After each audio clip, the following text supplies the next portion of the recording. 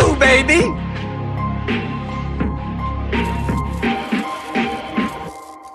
Your general, I salute you.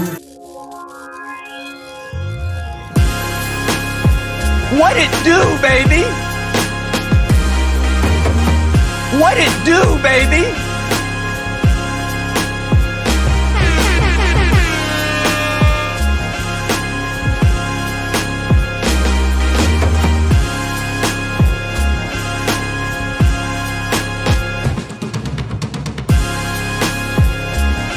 Acknowledge me. Bang! Bang! It's good!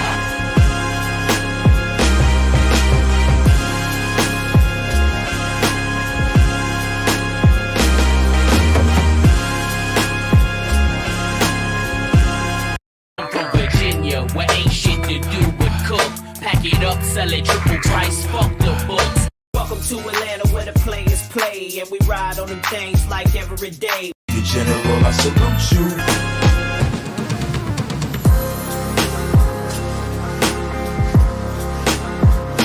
Fatality.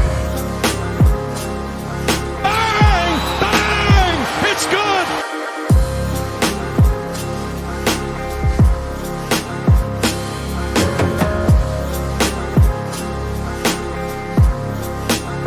Sonic boom.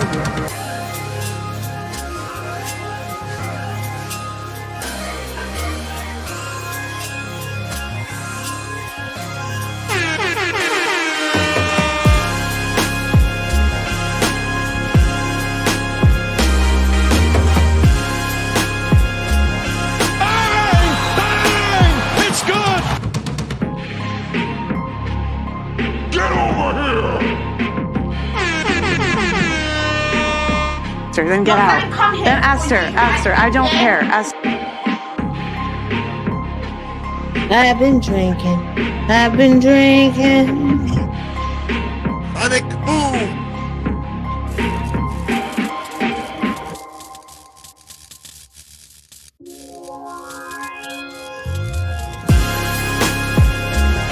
Bang! Bang! It's good!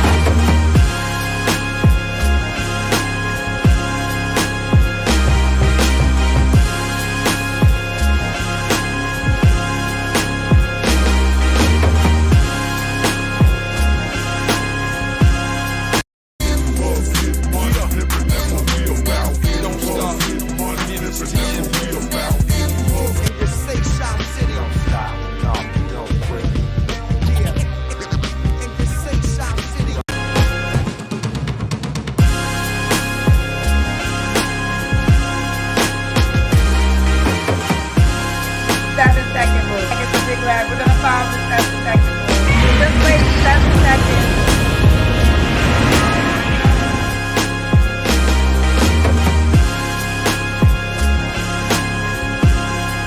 Enough is enough. I have had it with these motherfucking snakes on this motherfucking plane. Is that an arm baby? Y'all know I don't do arm babies. Throw that baby in the trash can. Respectfully. Bang!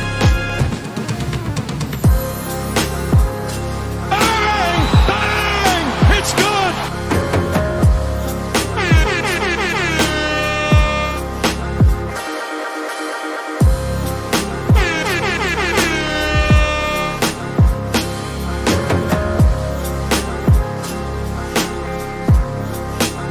Turbulence, people.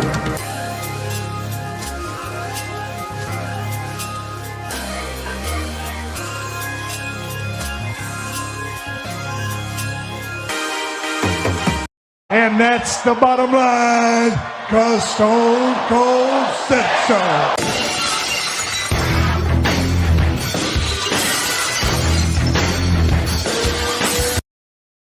Bow to the masters.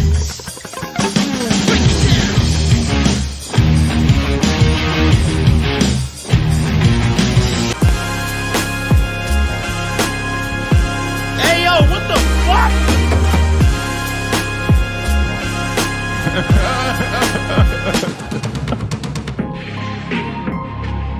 Bang! Bang! It's good! Your general, I salute you. Goddamn right.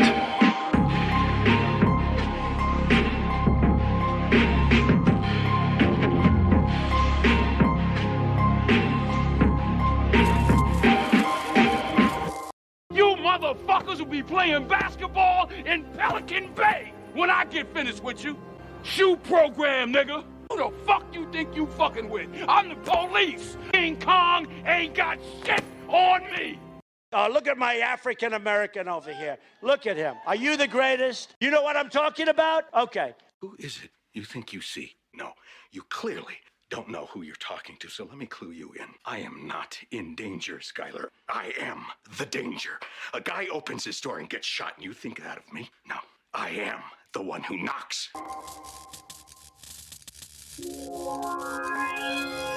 Hey, yo, what the fuck? Bang! Bang! It's good!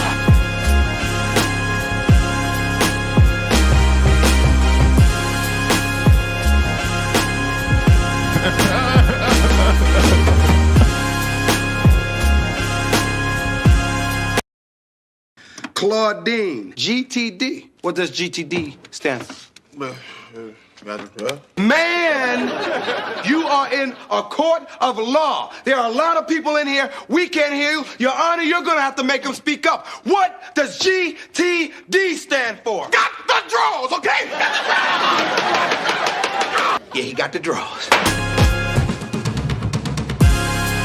Bang! Bang! It's good!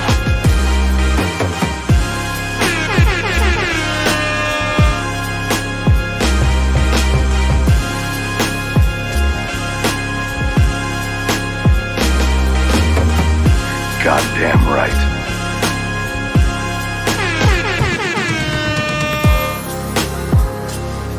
They say another game you niggas money.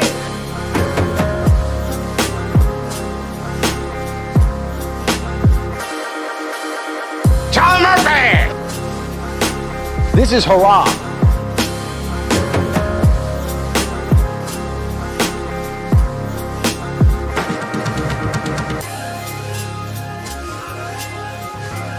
Boom shakalaka!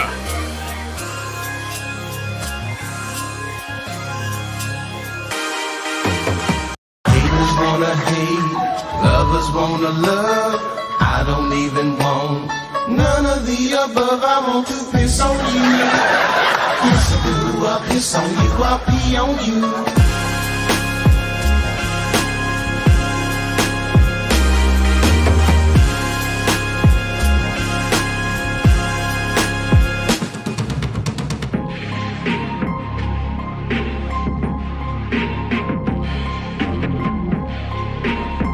Goddamn right. Access denied.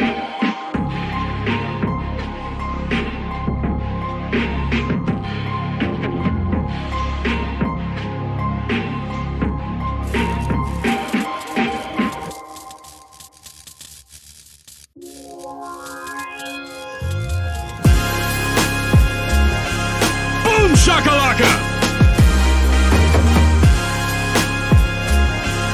Fatality. Hide the money, y'all. There's poor people around. What's the broke ass?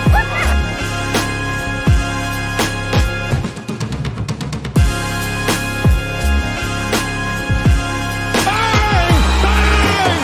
It's good!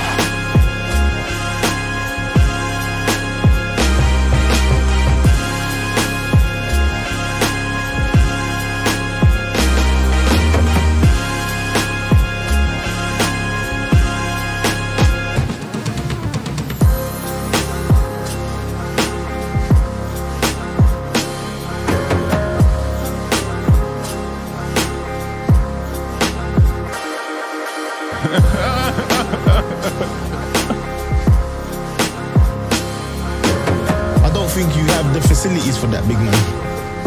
Do you understand?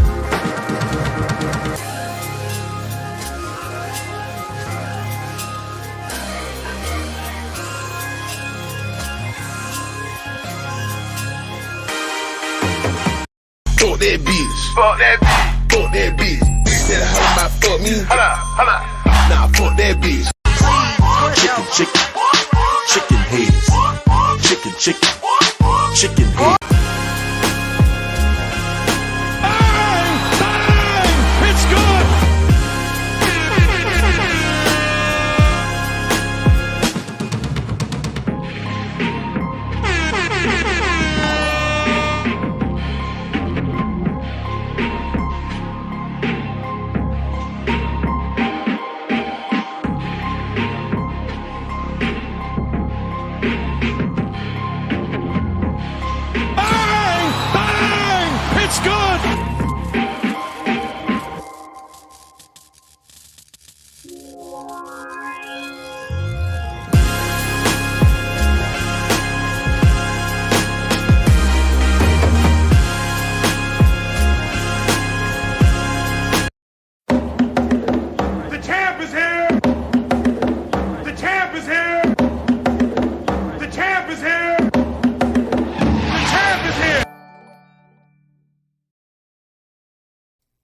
Yo, Diggy, salute.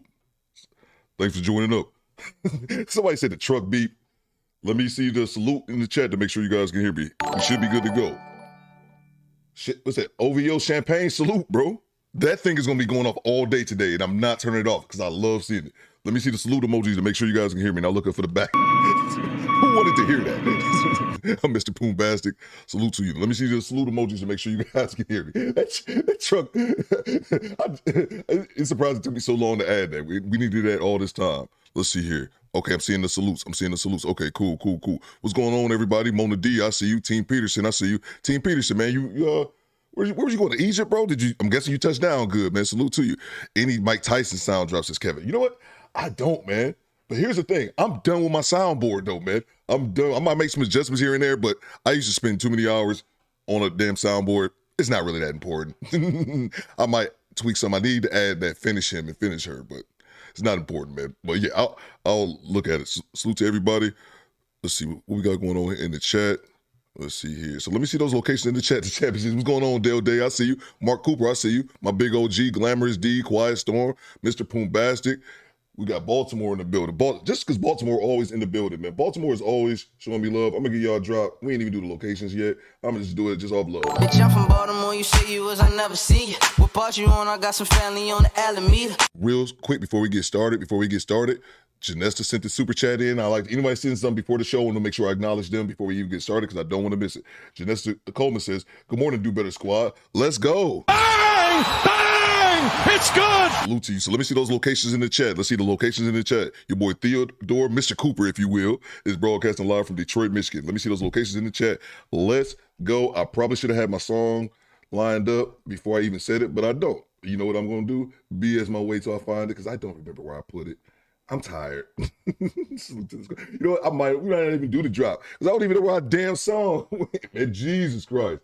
I see, we bad today. Salute to everybody in here. Let me see those locations in the chat. There we go. Jesus, took me too long to find it. Jay Garrett, let's go. Salute to the squad, man. Salute to the squad. Where y'all watching me from? I see those super chats as well. I'm going to grab those. Where y'all watching me from? I'm broadcasting live from Detroit. Janessa said, I've been drinking. I've been drinking. So those drops still make me laugh. Let's see what's going on. Where everybody at? Where y'all watching me from? Let me get to this chat.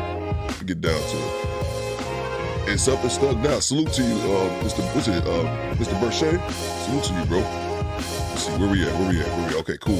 I had to find a location. We got Brooklyn in the house. Shout out to Brooklyn. We got Newark, Jersey in the house. Shout out to Jersey, man. Shout out to Tommy Stiggs. I think I saw him in the chat earlier. Let's see. I'm here for the soundboard. There you go, bro. There you go. Bang! Bang! It's good!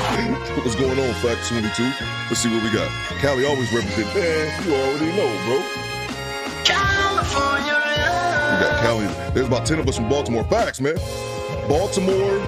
It's just that in Atlanta too. Shout out to T Orlando, Corey Joe. We deep in Atlanta. We got Atlanta in the building. We got North Jersey in the building. Salute to Tommy Stiggs. One of my moderators can drop the link to Tommy's channel.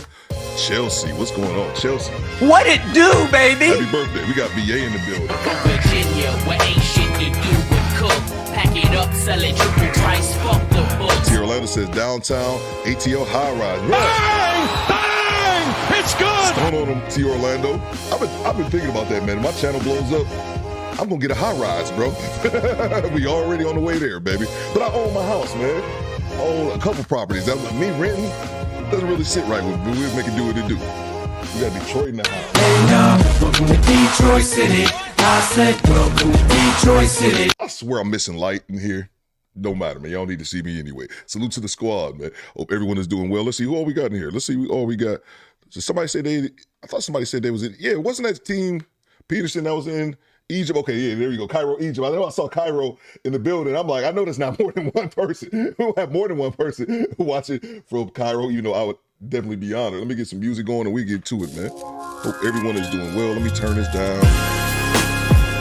Boy, struggle through today with no excuse. No excuse.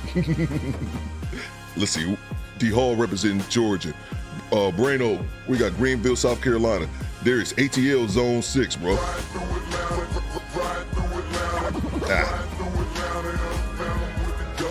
don't work as well with my background music. Okay, I got my coffee. Salute to Mr. Gino. Mr. Gino, man, I'm sorry about your cousin, man. I saw that you say your cousin was shot at the gas station, man.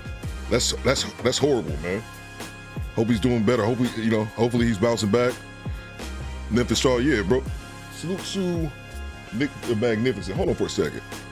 Yeah, Nick, because I saw you in the chat the other day. Said, man, you got anything from Memphis? Bro, are you serious?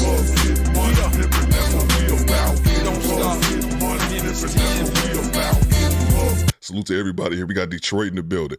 SP. Bang! Bang! It's good! $0.973, my day one sub. Let's see. Cairo, I want to see the pyramids out there. Says Kevin, yeah, that's all me TP. I'm telling y'all, man, I'm going to try not to put TP business out there because I don't know that man and I fear him. That's James Bond, bro. We got a James Bond in the squad, man. That man knows everything. Salute to everyone. I hope everyone is having a great weekend. Let me grab these super chats here. Yeah, Mr. Gino, I'm sorry to hear that about your cousin, man.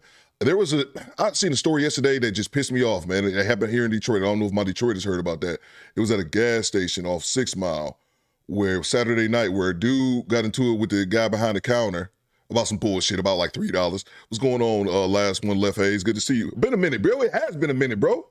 Roll Tide. And salute to everybody down there in Bama, man. But yeah, so the guy gets into it with the clerk behind the counter over some bullshit, over a couple dollar dispute.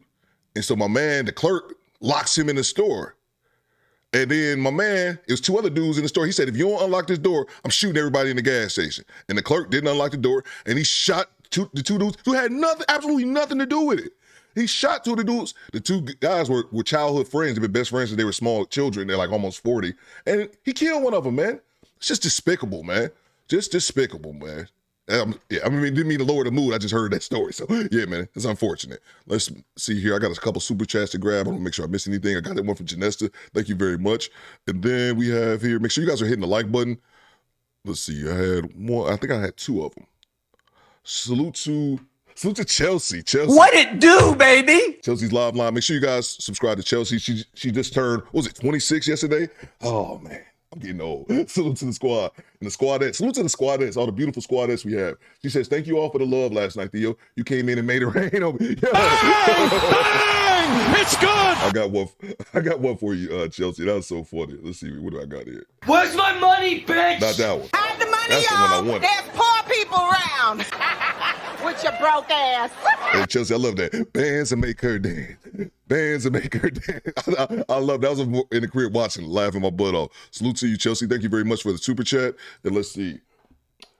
Yeah, bro, facts, bro. Facts. Bang! Bang! It's good! Yeah, I didn't even see your super chat last one. Yeah, as soon as I saw your name in the chat, I was like, oh, it has been a minute, man. Good to have you, bro. Good to have you. That's cool, man, because sometimes people won't be in the chat for a long time, and then I see it, I'm like, yo, what up? What's going on, man? Where you been? And I think that sometimes put people on the spot, like, oh, shit, when I just mean I haven't seen you in a while, man. So I'm glad it worked out that way, man. So let's get to it. I hope everyone is hitting the like button. And people saying the soundboard is lit. Yeah, you know what's funny, man? Every now and then, I get a complaint. Put it like this. For every 200 people that tell me they love the soundboard, there's one person that be like, hey, man, I don't like the soundboard. And it's like, I don't give a fuck. I'm here to tell you right now, we don't care. Let me tell you. We don't care.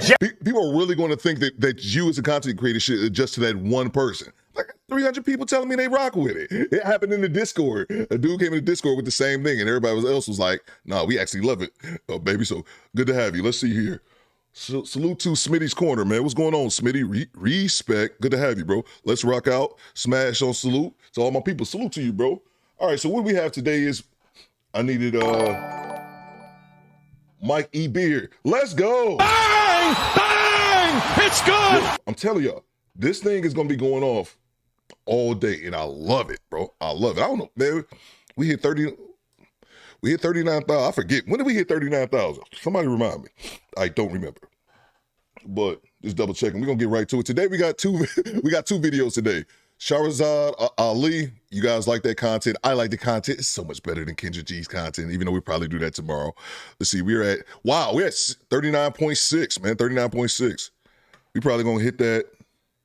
We probably gonna hit 40K. What's today, Thursday? We hit 40K before Monday. We're gonna be before Monday's show, we're gonna be at over 40,000. So salute to the squad, man. I said I wanted to get to 50,000, and we got like 5 weeks to do it. Might not get there, but we're gonna get close, damn it. Salute to everybody. Salute to Grown Folk Talk. This is my real life sister. Make sure someone She just hit 100 subscribers, so make sure, drop your link, and make sure you guys subscribe to her because I said do that shit. Let's get to it, guys. Let's get to it. So first clip we have is Sharahzad Ali. She's doing an interview.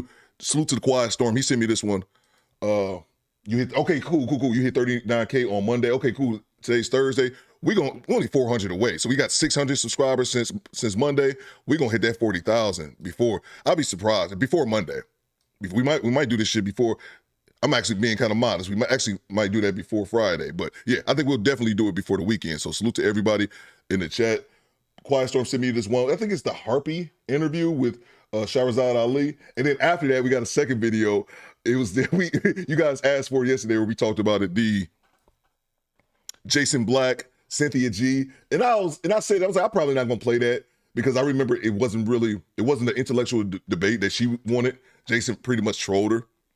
And I remember listening to it in the past, but then I re-listened to it yesterday and it was funny. So I'm like, you know what? We are going to play that. So we got that one second. So let's get to it. Make sure you guys are hitting the like button. And Mr. Gino, I hope your cousin is bouncing back, man.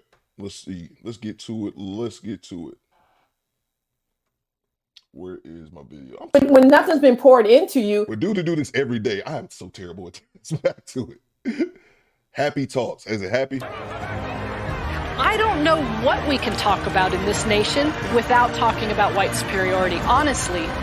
Who defines the meaning of God also defines the relationship between economy and God. African Americans spent $1.3 trillion last year, making us the sixth. All right, we got a lot to cover. And we have a very exciting guest. And I see everyone was, been sitting in the waiting room, waiting for us. So thank you so much for the support. Like, share, and subscribe. Let's start there first, family. I need for you guys to like this video. You need to subscribe to our YouTube channel. And if you are on Facebook, okay, you need to follow us on Facebook. Follow us on Instagram and Twitter and subscribe to our YouTube channel. Now, I know, because we see you guys interacting and we see a lot of people here, but we know you guys flip through our pictures and say, oh, that's such a nice picture. Oh, I'm so happy such and such is coming on. But you guys don't ever like it or you don't ever follow us. So we need for you guys to like, subscribe, and share. Okay. With that said, let's just, I just want to just thank everybody for your support, and not just me. Our whole team at Happy wants to thank you guys for supporting us. Please get your copy of the Happy Film at happyfilm.com. Right here. I'm gonna skip this part. Okay, guys, you guys have to get a copy. If you don't have it,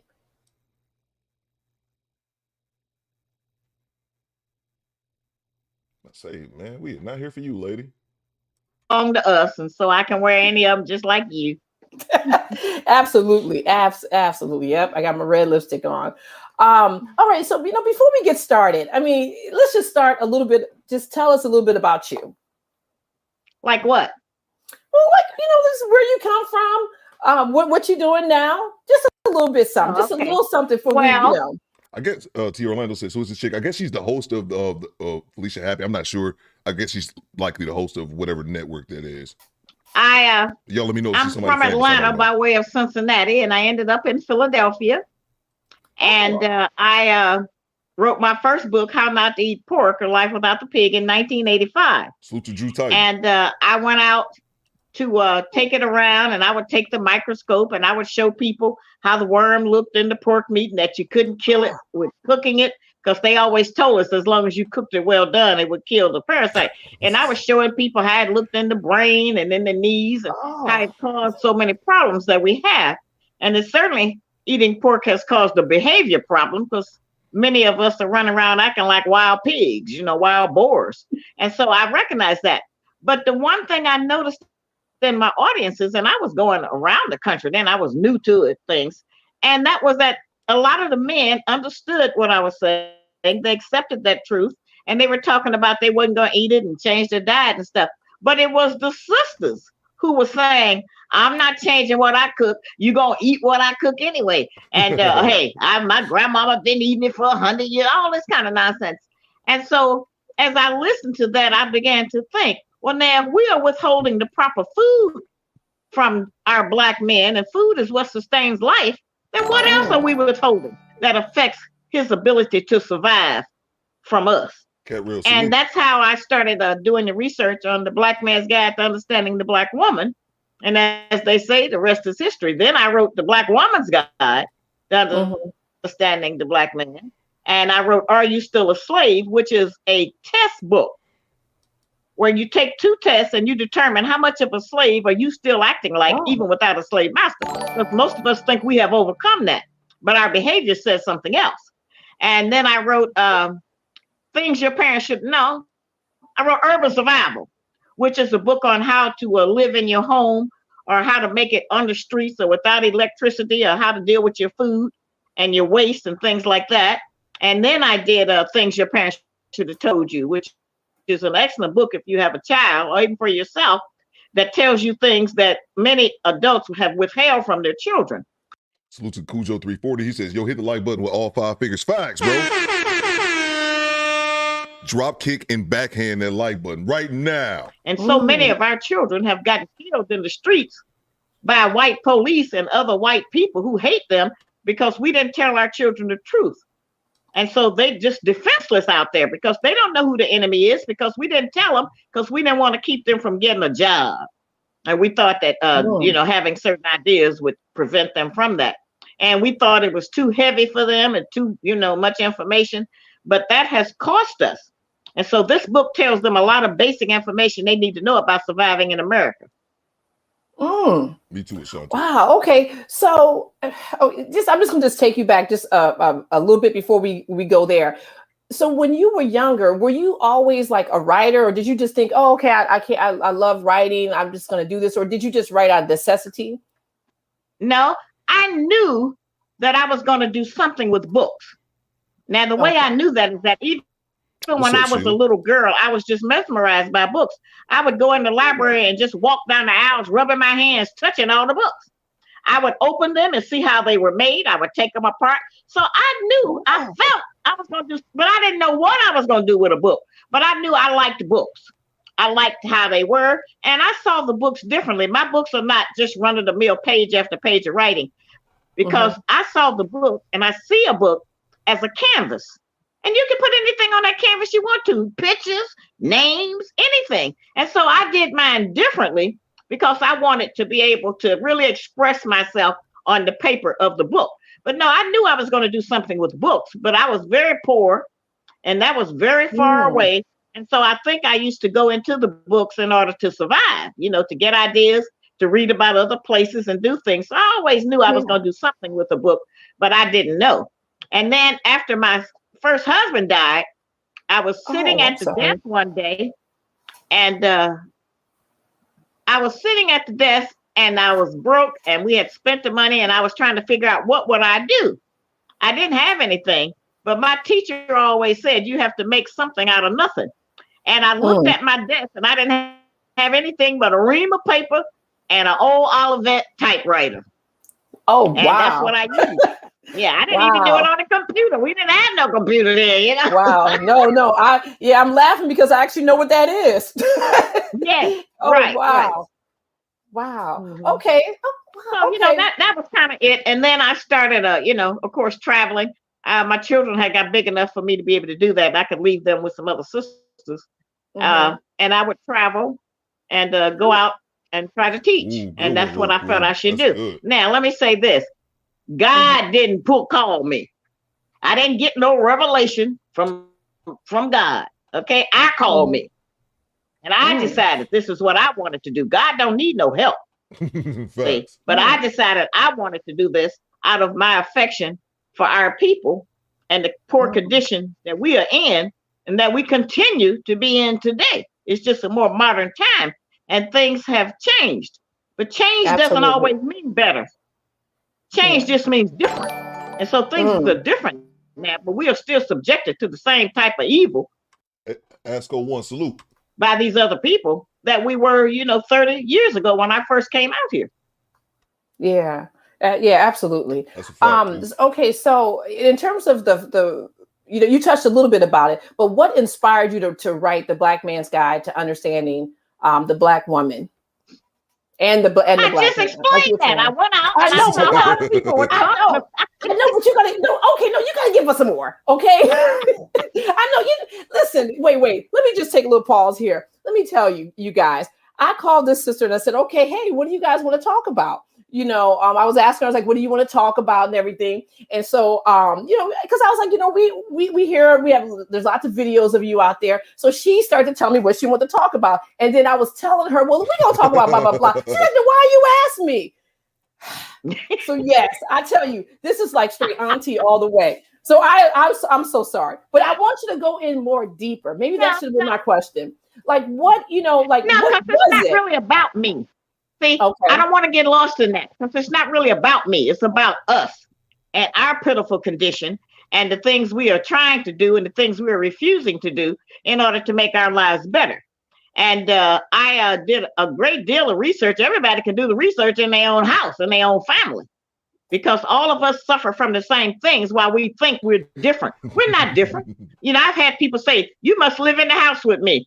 I know you must know my people. But I don't. But I know our condition from looking at many of us, talking to many of us, our men and our women and our children, our gays, our lesbians. I've talked to a bunch of us from coast to coast to find out some of what's on their mind so that I could try to study what do we need to do to correct it, because the corrections have been given, but we have tended to reject any truth because it's not our idea of how things should be, even though our idea ain't worked. Yes. Okay. So now how important is family? I know it's important to you, and I know you already said it, but how important is family to the overall reproduction of the race? Well, it's very important right now because our birth numbers are down. And I don't know if Black people realize that. They have offered us the abortion as a form of birth control. And so a lot of our younger women, they just get 3 or 4 abortions a year and use it for birth control because they're offered to us free. They're in our communities and a lot of things. And sometimes we don't even tell the men that we are pregnant. And I know what she's saying is fact, but it's still, you know how you can hear something that you know is true and it still blows your mind anyway? That's the thought that there are women out there who use birth control, that have birth control. Like that blows my mind, man. I'm certain it exists, but it just blows my mind. They would use that option opposed to, condoms and other forms of birth control. Maybe it's just me being an old fuddy-duddy here. She's saying, you niggas say all this. SP, stop, bro. Get out the chat, man, with this foolishness. Salute to Janesta. What it do, baby? Janesta says, hit the like button, get those likes. Are facts. I concur, man. Matter of fact. Goddamn right. Let's get back to it. Thank you very much, Ms. Coleman. Or sometimes we'll go around to 3 or 4 men and tell them we pregnant and need an abortion and collect $500 or $600 from each one of them. So we've done a lot of things about that. The structure of family has been so destroyed for us. It is really very sad. See, for many years, in fact, even right after slavery, during slavery, after slavery especially, we had more Black families, more Black men marrying Black women, and women with the men, than we have now. Casanova, salute. Because we have changed our opinion of each other, and so many things have happened to tear down our moral compass. And so one of the other things that has happened is that the enemy couldn't come up with anything that would break up our families in a certain way. Okay? But when they came up with crack separated the mother from the cub. We had never had anything that separated the mother from her baby. Crack did that. And I apologize for stopping, but Team Peterson made a great point right here. Salute to Drew Titan. He was in the chat earlier. I think he's probably about to run his own live stream. But Drew Titan, Drew was the first person I heard say that during one of our live streams. And I was like, 20 million, man. 20 million people. If you sit back and think on that number, man, it's insane. When that broke up, then, now we're dealing with the grandchildren and great-grandchildren and great-great-grandchildren of the crack addicts, and they're traumatized. There are studies that say that when people are traumatized, it takes 17 generations to come up out of that trauma. That might be us. It may take us, as long as we were in slavery, it may take us that long to come up out of it. We haven't been free. It's been under 100 years. We don't have a big history to talk about having no freedom just because we got some football stars and basketball and Oprah and a few of those people. That doesn't mean that we're free, because a few of us have figured out how to make some money. Yeah. And so our families have been so torn apart, and we have been made to hate each other. And the other reasons is that every problem that the white woman has had with the white man, they have pushed those issues on us, or we have adopted those issues and decided that that was our problem too. Good looking, Lord. When I keep saying we don't have nothing to do with the white woman and what she got going with her man. We trying to deal with our own. And as a result of our frustration and our anger, many of our men have left us to go to women of other nationalities because they feel like they can get along with them better. It's not because they're better women, but they haven't suffered the same kind of traumas that we have from childhood growing up, what we saw, what we did, and all of the things we had to go through. And so their mood is better. They ain't mad all the time like us. You know, we be uptight. We have unrealistic expectations, you know, and the unrealistic expectations has been our downfall. We have made up ideas about what a relationship and a husband or a man is supposed to be like. You know, we don't mind having a man as long as he don't act like. Bang! Bang! It's good! Cooking.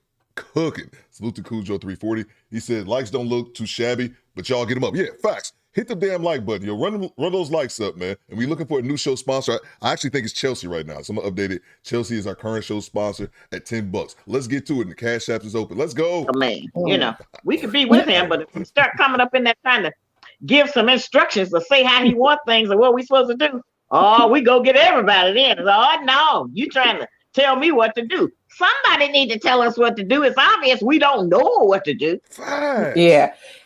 You know, that's okay. That's a perfect segue to my next question. Can you break down what everybody's role is? The man, the woman, and the child.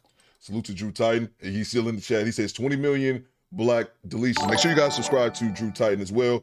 20 million black deletions since 1975. But somehow our sisters have been swindled into thinking Roe versus Wade was our issue. Bang! Bang!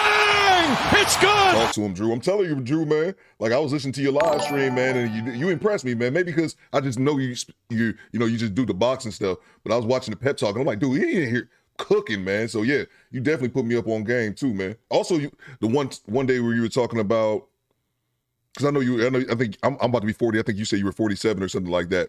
So you're a few years older than me. We were talking about how hip-hop changed from your perspective. Was it like in the late 80s or whatnot, how it went from conscious rap, then immediately it went to gangster rap. I learned a lot just listening from you, bro, that day, man. So appreciate you, man. Appreciate Drew Titan. Make sure you guys check out his channel. And let me grab this next one here. Appreciate you, Drew. Wokewill says, when I see white folks beg black women outside of planned pregnancy to keep babies, while black women celebrate deleting, I have to ask myself, who really values black man, bro? Bang! Bang! It's good. That comment's so good, man. I might have to pull this out. I rarely pull this out, bro, but it didn't work. Salute to you, man. That's a great point, Wokewill. Let me grab this other one here from Cujo. He says, "Big sis just spat some fire." Yo, facts, bro. Absolutely, man. Let's get back to it. Thanks for the super chat, guys. Well, I can't completely do that, but I can mention some of what the tactics that have been used to maintain a civilized society where the people have somewhat of freedom, justice, and equality, even inside the family. You know, we keep talking, you know, everywhere I go, people say that final thing, you know, we just need to come together. You know, yeah, we just need to get in unity. Well, most of us can't get in unity with the people we live with, with the people we've been with all our life. We can't get in unity with them. So that can't be the total goal. We're going to have forced unity. See, not getting along is a luxury. Being able to disagree, break up, make up, and all of that, that's a luxury. But there will come a time based on things that we all need to survive and where we're going to need a man, where we're going to get past. I'm broken, got it. Salute to you, bro. A whole lot of what we got going now. It's just going to fade away. Like Trump said, it's going to poof. It'll disappear. You know, it's not going to be there. But for right now, the man's role would be to protect and provide. Now, when we say provide, that don't mean buy you every kind of weave you want that costs $800 or $900. It don't mean buy you every kind of Gucci and Fendi and Louis Vuitton. That ain't what provide me. He's going to provide direction and guidance, love, affection, discipline for our children, and help with all of those kind of things. Provide ideas. See, one of our problems as black women is that we ain't got nothing to do. You know, other than work for white people, we don't have too much to do. You know, I go to the church, and many of us treat the people at the church and the minister like we should be treating our man at home. So, you know, we have it all mixed up. So those are some of the things that the man needs to do. He needs to not let women let us get away with things, because the moment we get away with sneaking a line, we really open it up and do that a lot more because we think we've got him tricked. And that's one of the reasons that so many black women were angry with me for putting out the Black Man's Guide to Understand the Black Woman, because our men needed a heads up.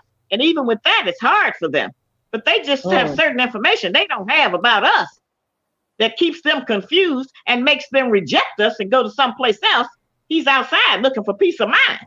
Yeah, because we're not that familiar with peace. We're just familiar with getting dressed up and putting on eyelashes and, you know, maybe even going to school. More of us are graduating from college. More of us are getting PhDs. You know, we got good credit cards. We got a whole lot of things, but it hasn't made us happy. We're still sitting around talking about why we don't have companionship, which is the ultimate goal. It don't have to be marriage. It can just be some good companionship, you know, because we're alone. Yeah. So with our women, one of the first things we need to deal with is nutrition. Women historically have been assigned that duty and have accepted that role because food, as I say, is what sustains life. And eating the proper food, we can decide how long our men and our women live. Watch her for real. Salute. And our children. That's just what we feed them. And so eat out every day while it's convenient, because we're giving our all of our energy to the white people on the job. So when we come home, we're tired. So it's easier to pick up McDonald's or some other kind of junk and bring it home and feed it to our children until our children get so accustomed to eating it that they don't even want good food. They don't want vegetables. I've had so many people over the years ask me, how do you get your children to eat vegetables? And I tell them, because they don't work, they don't buy no food, they don't fix no food, and they don't do any of that. I'm the one. Exactly. Man, they daddy put the food on the table. And you teach them to eat that, but you have to keep them away from the sugar and so many things. It's a job. The farther away a woman works from home, the further away a woman works from home, the more the family suffers. That's the truth of how that goes. And so we, as women, our role needs to be satisfied with less. Stop trying to keep up with everybody else who don't own nothing, but try to buy everything that the enemy and the Asians make. We need to pull back some from that. You know, we think that our men only like us for how we dress, or our eyelashes, or our fake breasts, or buttocks, and all of that. That's not what they're looking for in us. And so we keep them so sexually stimulated, overstimulated, that they don't have time to consider anything else about us, because we think that's the only way to get a man, and that's the only value that we have. We have other great values. We are the queen of the universe, the mother of civilization. And so we have other things to teach. This COVID virus has done something that I've been talking about for years. We're going to be forced to educate our own children. What's up, Larry? Because it's crazy anyway. No, I've never heard of any people historically that turn their children over to the enemy to educate them. These people lie. They have lied on our history and accomplishments. They have lied over every contribution we have made, not just here, but worldwide. They have claimed everything we have ever created. And so why would we give our children to them? So somebody asked me, and they were telling me, I'm not taking that virus, that shot. I'm not taking the vaccine. I say, why not? You give your children to them. Okay, you eat their food. We do everything else that destroys us. So now all of a sudden we ain't taking the vaccine. Now I'm not taking it either. But then I haven't been on that other path. And so it's a very hard time for us. But our women need to lower their dress, stop going out naked, trying to get attention from strange men. Our women need to control their sexual drive, because we'll do anything, go crazy when we have that on us, you know. And what a lonely woman won't do is just anything. So we need to pull that back some and come down from so much throwing sex on our men, so that they can have time to consider something else. They don't have the kind of discipline that'll keep them from going for that. So we need to, being the mother, the first one that touch all of the people on the earth, That's what a mother does. Man. Bang! Bang! It's good! She is cooking. Good morning to you too, Larry, man. She is cooking right now. Salute to the homie, Mr. Poombastic, who is he dropped a 40 bomb on your boy. So this guy, Mr. Poombastic, representing Baltimore, is definitely the show sponsor. And what does he say right here? Mr. Poombastic says, for what a great show, let me sponsor this one. Bang! Bang!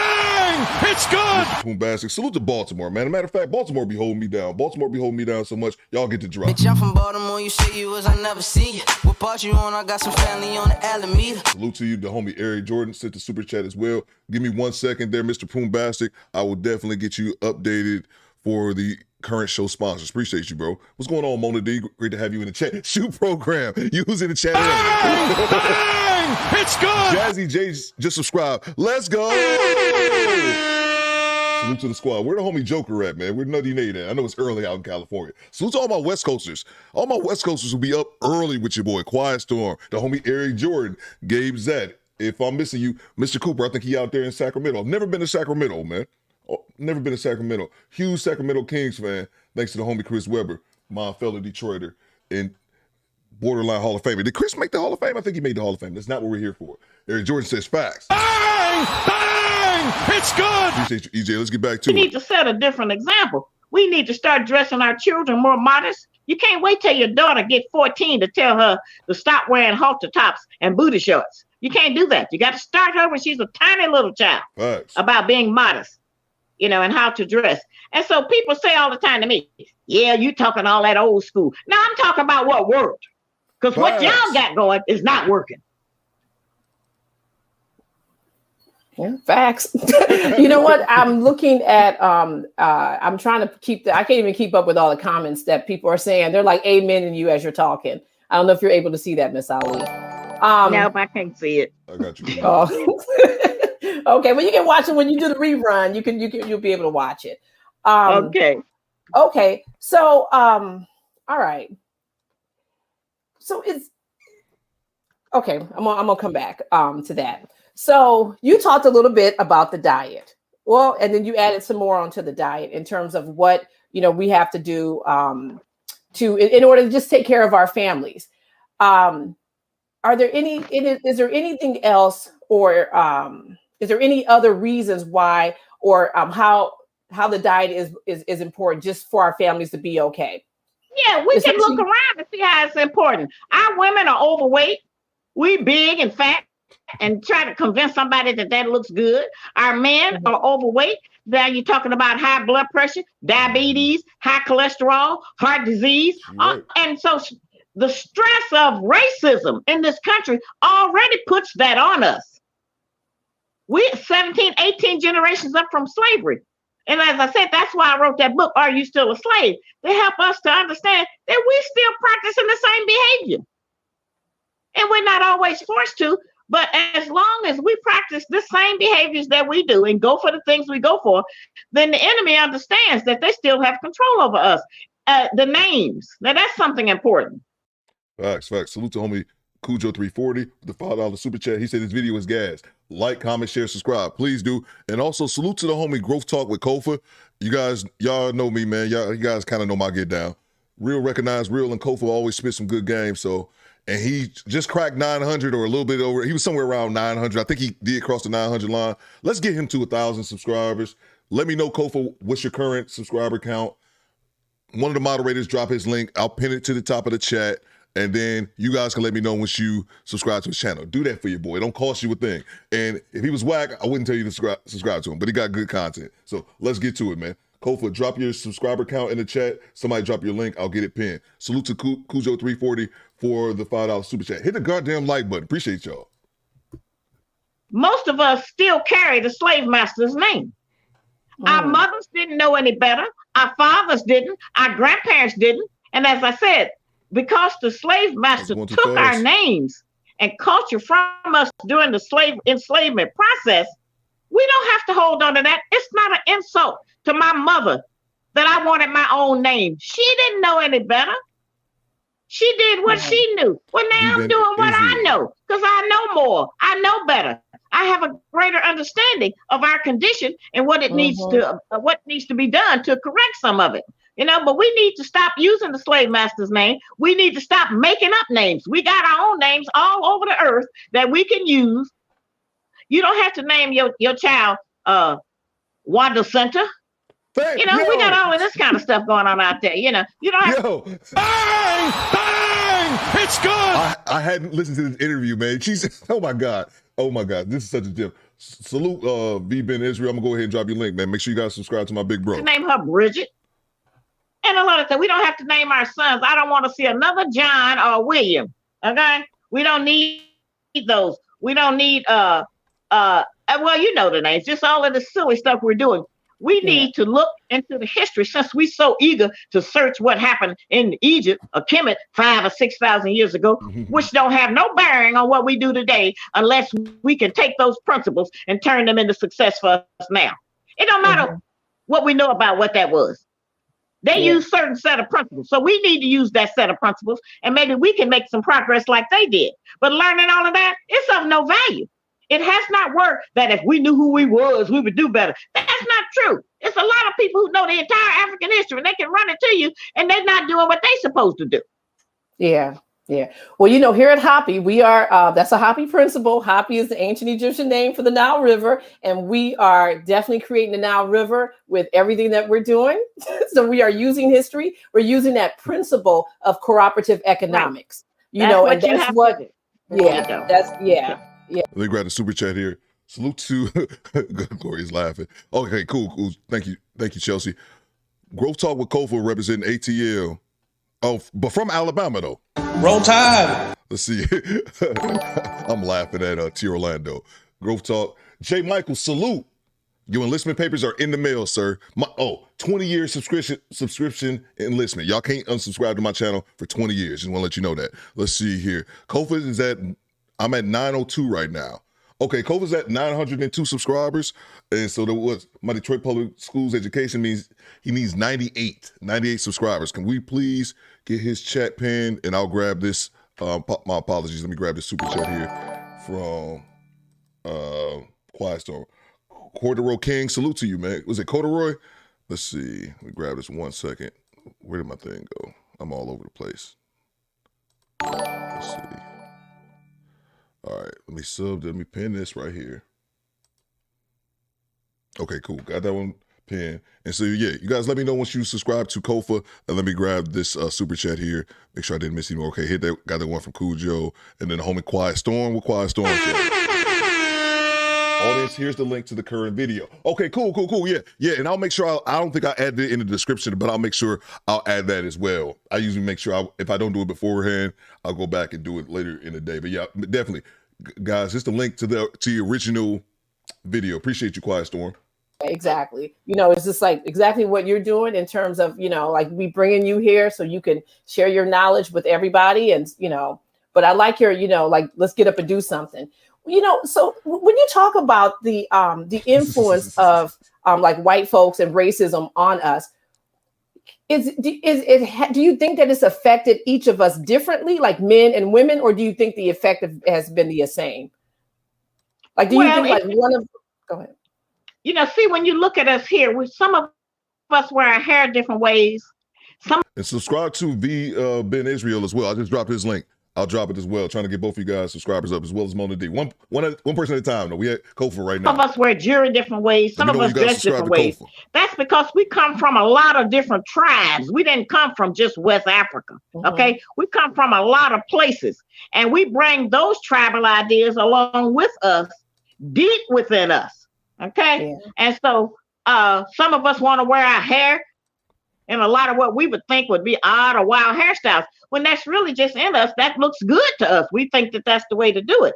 But it has affected many of us in the same way, and it has affected many of us differently, as I said, because we come from different tribes. But we're not a different people. We all have the same certain attitudes. We have let people tell us when we can wear certain colors. You can't wear white after Labor Day. Why? Who said that? Who made that up? We don't know. But we go along with a lot of these rules. Yeah. And other people made up, and we have lived in a society where our man has been disenfranchised. We have run them crazy at home, and they've been around so many women, they grow up and talk like women and act like women. You know, when we dragging our son to the beauty parlor to get our hair braided, he got to sit in there and listen to women for 3 and 4 hours. Okay. When we take him over to our girlfriend's house and he got to listen to that. Well, see, a lot of that impacts upon his development. Absolutely. And there are some fathers who are unfit to be around their children or the woman or anybody else. But then there are a lot of other great fathers who are qualified to help nurture their child and co-parent, but we don't deal with them because we're mad at them. The child ain't mad. So, so let's go there. So why do you think women, because, you know, I hear that you're saying a lot, you know, that women are doing, okay. And so I'm just trying to figure out, why do you think, how did we get there? Like, how did we get there? Like, we know how, because you're explaining how the man got there. I got that. Okay, it's from something that, you know, but because this is how we were treated. We were treated as if we were just a piece of meat, just like they were. I'm the first person to put out there that the enemy didn't just rape the black woman, he raped the black man too. We wasn't talking about that. You know, but I try to bring information that maybe will help us see that we have a predisposition for certain kinds of other behaviors. Right? Absolutely. So, you know, our men have failed, and they have failed because they have not had the right leadership, but they have mostly failed because they have been denied the opportunity to provide for their family, like the white man through force was able to provide for his. See? And so, and in addition to that, after he being disenfranchised, then they taught us to demand certain things from him that the enemy has intentionally kept him from getting. So it's just a 6 of one, half a dozen of the other. It's a trap.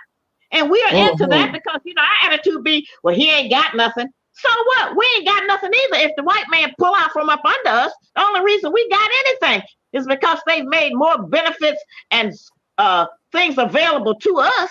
And so it makes us think that we have risen up. We haven't risen up. Can I get a few more people? Can I get 20 more people to hit the like button? I highly appreciate it. Corey Joe says Theo getting irritated by the host. Wait for it. No, man, no. I'm not even paying her no attention, man. I'm just listening to Mrs. Ali cook. I'm not even paying her no attention whatsoever. They have allowed us to rise up so they can keep us separated from him, so it can make him look bad. And so we will think we're better than him. Yeah, absolutely. That's just the same. Yeah, absolutely. Yeah, it's like fake progress. So now, Armitage, salute. So now, do you think that Black women see gender before they see race? And if so, why? What do you mean? I don't understand the question. So, like, do you think that, like, as Black women, do we identify with being women first, or do you think we identify with being black first? Well, we used to identify with being black first. It's woman first. And having a black man. But because of the women's liberation movement, now we try to identify as being female. And we got all of this here, you know, black girls do this and black women do that, you know. And we have not come up with a program as Black women that honors our men as much as we honor ourselves. Okay? It would not be us if it were not for him. DJ Rockspin 386, salute. Enlistment papers are in the mail. Okay? But how do we get us together if we don't honor us first, so that we can have something to then offer to somebody else? Well, everything is just a decision. And when a lot of us hear the truth, we don't want to take that truth because it requires us to change and rearrange the fake values that we have been forced to accept. We think to live out here. And many of us think that if we do that, that we will become ostracized. In order to rebuild our nation, you have got to be brave. You have got to step out on the truth. And we don't keep needing a God that we can love. We need a God that loves us. That's different. Okay? And once we accept that, then maybe we'll be able more to do what God has said he wants us to do. Now, God don't need no help. It don't matter if we do right at all, because it's going to fall back on self. That's who we have been unjust to ourselves. And so we can set a better example. And just cooking. I talk about cooking all the time. I don't know how so many of us have missed that. Cooking food and invite somebody over for dinner. You have somebody at least for some company sometime, because most of our men are lined up every evening somewhere to buy some kind of filthy, greasy food because they don't have nothing to eat. Ronnie, I talked to a young brother the other day. He told me he don't even know no women that cook. Stay with his mother. Yeah, you ain't surprised at that. In fact, many of our women don't cook, and they go around saying they think it's something to be proud of. I don't cook. They brag on it. Many of our young girls can't boil water. Stop the show. Stop the show. Joe Smith says, I just hit the like button. I'm a new subscriber. First time here, bro. Bang! Bang! It's good. Appreciate you, Mr. Smith. If you just subscribed, that means you're enlisted now in the Do Better Squad and your papers are in the mail. Happy to have you. Make sure you hit the like button. Boil an egg. Can't do anything. And they think that's cute because we don't have mothers in the community anymore as much teaching how to cook. We buy everything out. We don't know what we eat. Snails, raccoons, squirrels. We don't know how to identify meat. And the other thing, the problem that we have is that we do not have a food path. That's PATH, a food path. The Asians have a food path. They have their food imported in. Their language is on there. We can't even read it. It ain't even for us. We don't even know what them cans and bottles say, okay? They have that. Even the Africans, the Arabs that are here, they bring their food in. They have made up a way to deal with the customs and to know how to bring food in. We don't know how to do that. You know, and certainly the white people, they getting food out of Germany and different other places, Russia. They getting there bringing food in. Well, where do we get our food from? And what food is that? Fit Baby Boomer, let's go. Yeah. See, we don't have that. Hit the subscribe so button. we're totally dependent. The Hispanics, the Latinos, they bring their food in. They may bring it in from the islands, from Mexico or whatever. They bring their food in from Spain. The Greeks, everybody have a food path. We are the only people here who don't have one. So if the enemy, our open enemy, decide to stop feeding us, we'll starve to death. Yeah. I mean, we saw that with COVID. Yeah. We don't have any, it's a lot of basic things we have not done that any people who are trying to survive would ordinarily do. And then we want to come out here and think we should get the top man and that he should go along with any nonsense we practice just to have sex with us. Okay. Okay, Corey shows like, I know this lady annoy you. I wasn't paying her no attention, but I see what you're saying now. Now I'm paying her attention. Thanks, Corey Joe. I wasn't even paying her attention at first. Let's see what's going on, Miss McCray. I see you. We had here, let me see here. What did I have? We got a super chat here from the homie D Scott. D Scott, you in VA, right? I can't remember. I'm pretty sure that's VA. Mr. Coop says, spit that shit. Oh yeah, she cooking, man. Black women, salute to D Scott. He says, black women are taught to view black men through the eyes of white men. It's taught to them by their mother and media. Yeah, man. It's so weird, man. It's so weird. And I've always thought this. I heard Mr. Samuel say it one time and it stuck with me, but it's kind of obvious. Let's see. Appreciate that, Theo, in the choir. Oh yeah, no doubt, bro. No doubt. But it's kind of obvious. It's like the women who won't submit to their man, won't listen to their man, were shit. But they go to work and they submit like a son bitch to their white man who cut their check. And it's like, it's obvious. It's obvious. These same women who can't get themselves together, who just can't do right. They can't do better work shit. You ever met someone who just, if the right option and the wrong option is on the same, is right in front of them, they'll always choose the incorrect. They can't do right to save their damn life. Yeah, but these same women can find the wherewithal to act like a decent functioning human being at the damn job that pays their paycheck. Back to it. Appreciate you, D Scott. Yeah, because we think that's all we got. We think that's all we got. Yeah, you know, when nothing's been poured into you, those are things that you think the only thing that you have going on. And if you look at TV, then you're just like, well, yeah, I guess I'm supposed to be doing this. That's so right. We got to bring it back. We got to take it back. So, you touched a little bit about.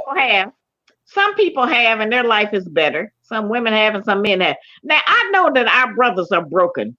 Many of them have had such a hard time. Mm-hmm. You know, we don't even know what it's like to be a black man in America. They're hunted down like wild animals. And they are killed unjustly. It doesn't matter. You know, rather, it used to be in the wrong place at the wrong time. Now, any place is the wrong time for our men. And because of the women's lib movement and the big mouth many of us have developed out here trying to talk and yell and jump up in men's faces, now the enemy treating our women like they treat our men. They throw them down, shoot them, anything. So we need to see these patterns and recognize that all that jumping up and down in church every Sunday morning ain't getting us nowhere. We ain't getting no benefit from that. It's just a play to go and let off steam. Let off stress, but it's not building what we need to build. Every black church in America should be donating money to educate 5 or 10 children in their communities. Absolutely. They have the money. Stop giving it to the preacher. He's a master pimp. Women look for a pimp. They want a man that tell them what to do. They just don't want no accountability with him. And so he's out there collecting the money up, living a high life when the people in the community are in need. Bro. Bang! Bang! It's good. God damn, she cooking, man. And this is something, if you guys, I've said this before, my sister Grown Folk Talk about when I grew up in the church. I was the one out of my siblings who always questioned it. I could logically see through the church when I was a small child, is my ultimate point. And I remember having this conversation with my mom when I was a teenager because it didn't make any sense to me. My mother, and rest in peace, my auntie.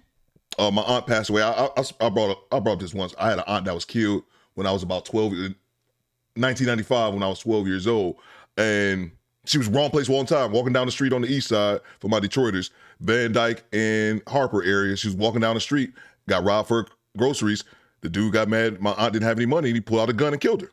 And, but one of the things that always reminded me about my situation with my auntie was before that. So she was 12 when I was 12 when she died. My aunt wasn't even 40 yet. She was like in her late 30s.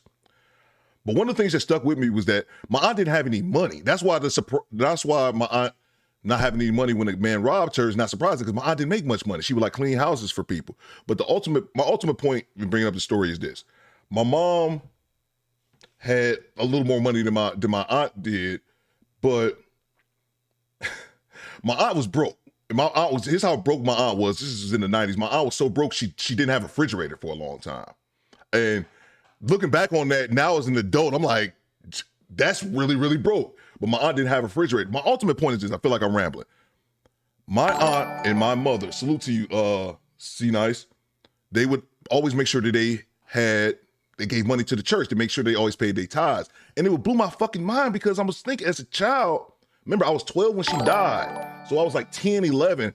And I was just thinking, why are you giving money to the church when you don't have no refrigerator in your house, man? It's good. Like, I'm serious shit. Like my aunt would put the meat on the porch. I'm sorry, man. It's just, that's something that's always rubbed me the wrong way, man. People prioritizing this money. Oh, and the pastor had a fucking mansion.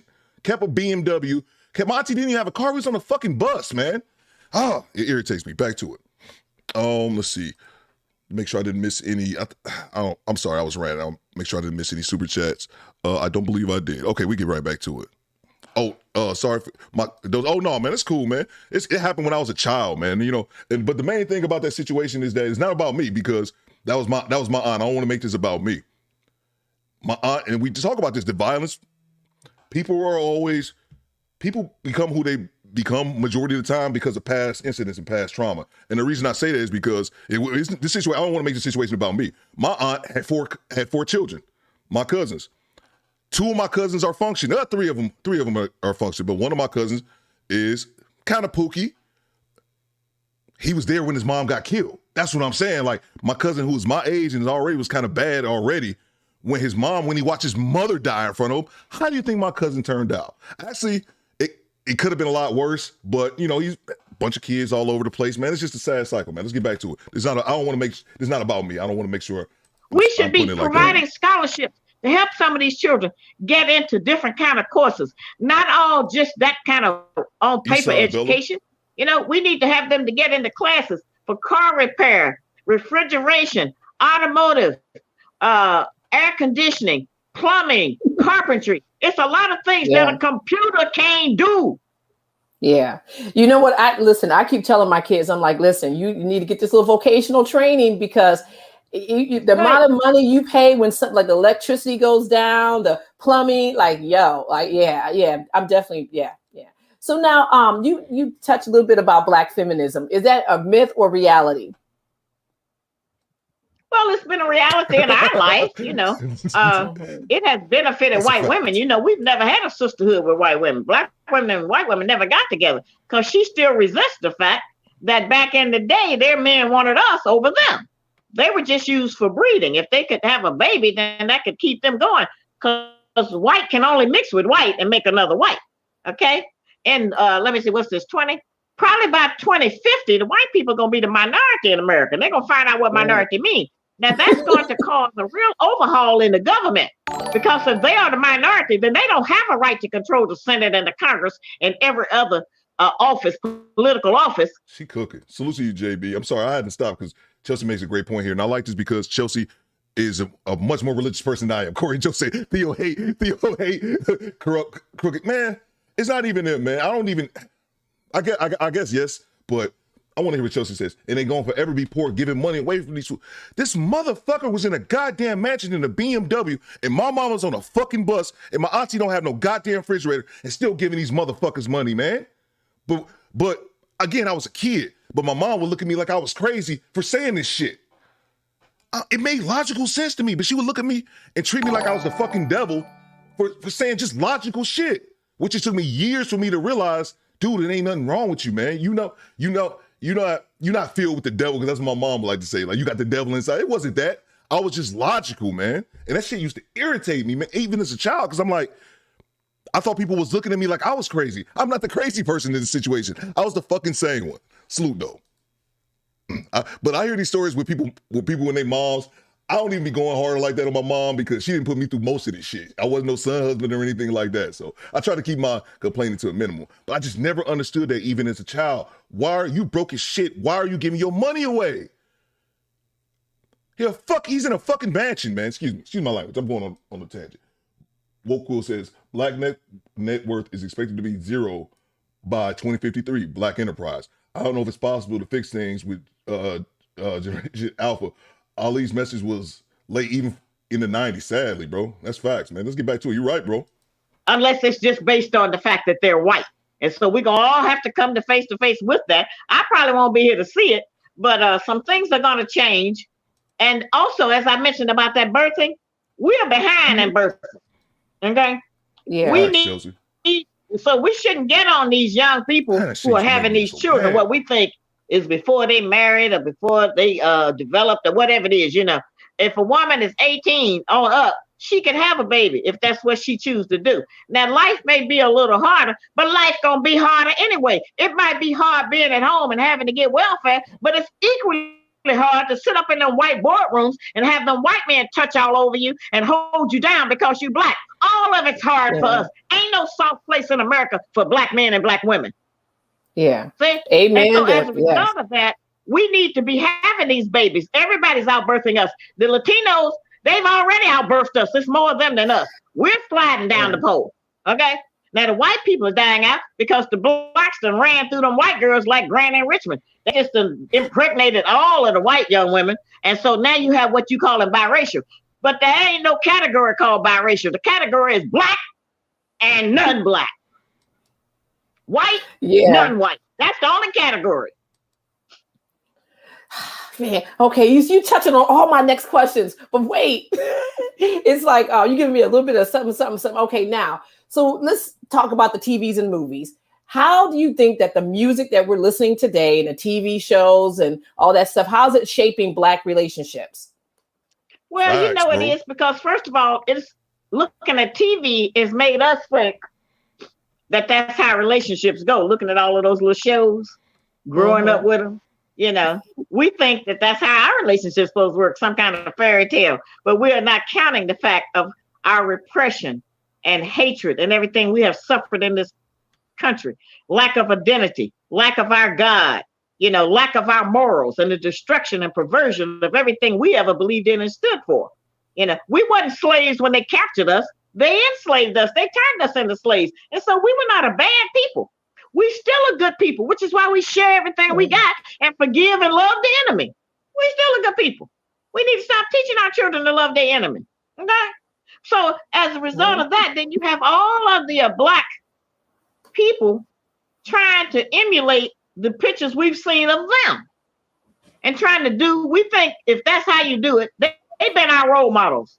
They are standard for beauty, everything. This is who these people have been. And so we think if we can be like them, that will make us successful. It will not. We have that PTSD, post-traumatic stress. We have it. All of us have it. Not one or two of us. Some of us acted out more because of their environment and their situation. But all of us are suffering from that. It makes it hard.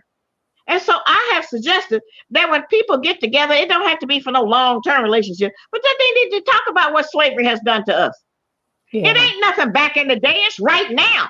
Yeah. They're not killing us back in the day. It's right now.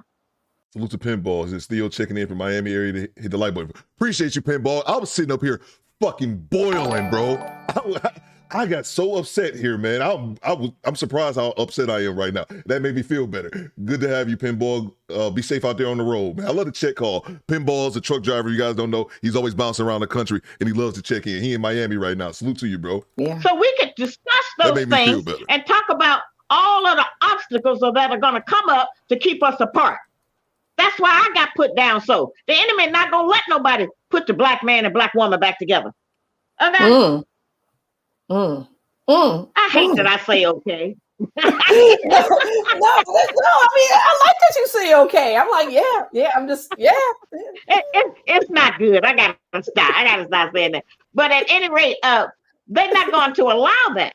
And so consequently, I was on TV every day, all day in every state around the world until a lot of black people started having meetings about how to get along, how to improve their families. And once they saw what I was talking was working, that's back in 90, 91, 92, they took me off because they're not going to let nobody teach that and free your mind.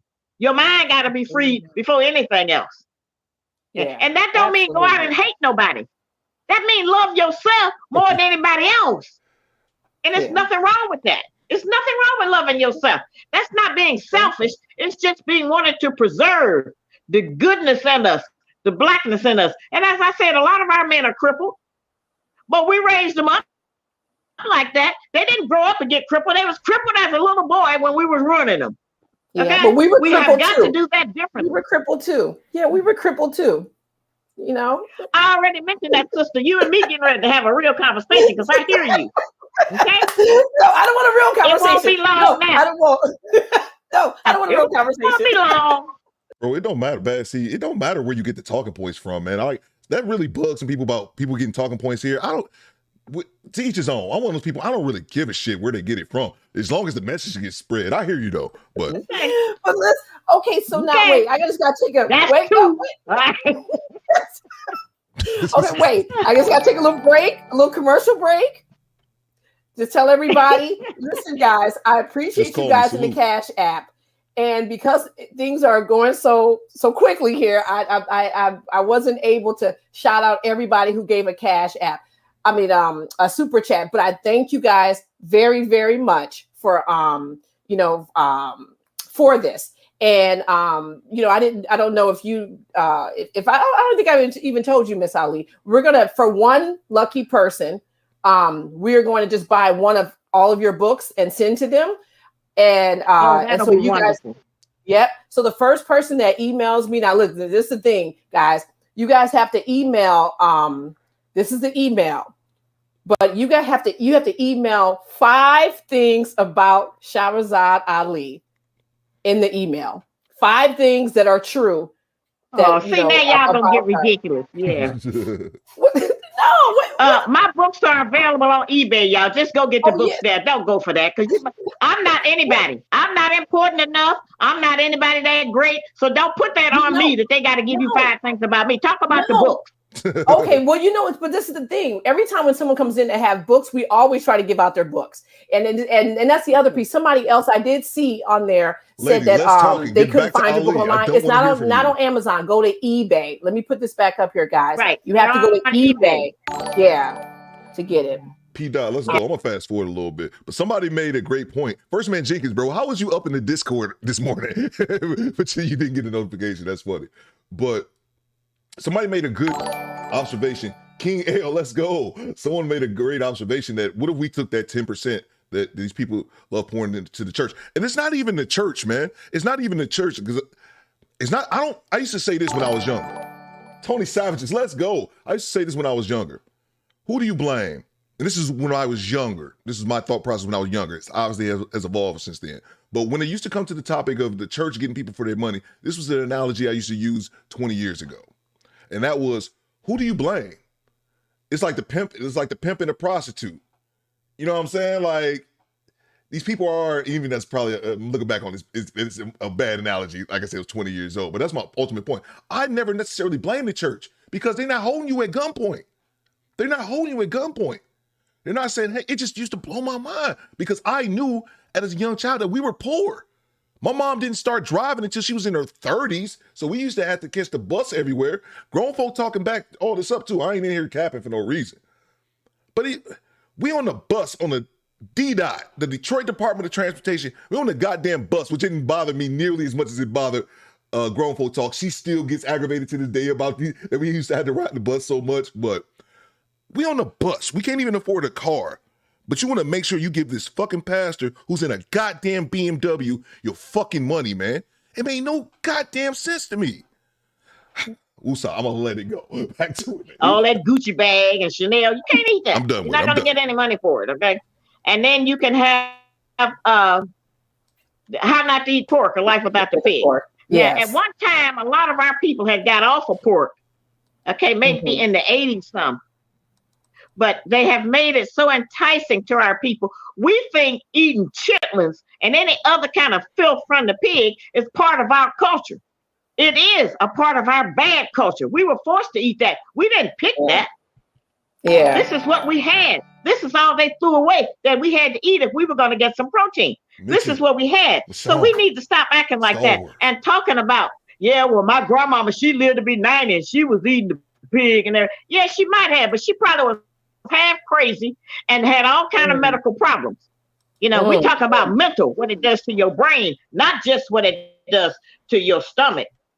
We talking about the terror that it creates in us that makes us hate each other and want to kill each other, our own kind, and kill our babies. All right, separate from our parents. It's a lot of things and behaviors we do, and we think it's just a decision we made. It's not a decision we made. It's because we got a lot of mental problems that we have not addressed or accepted. Yeah.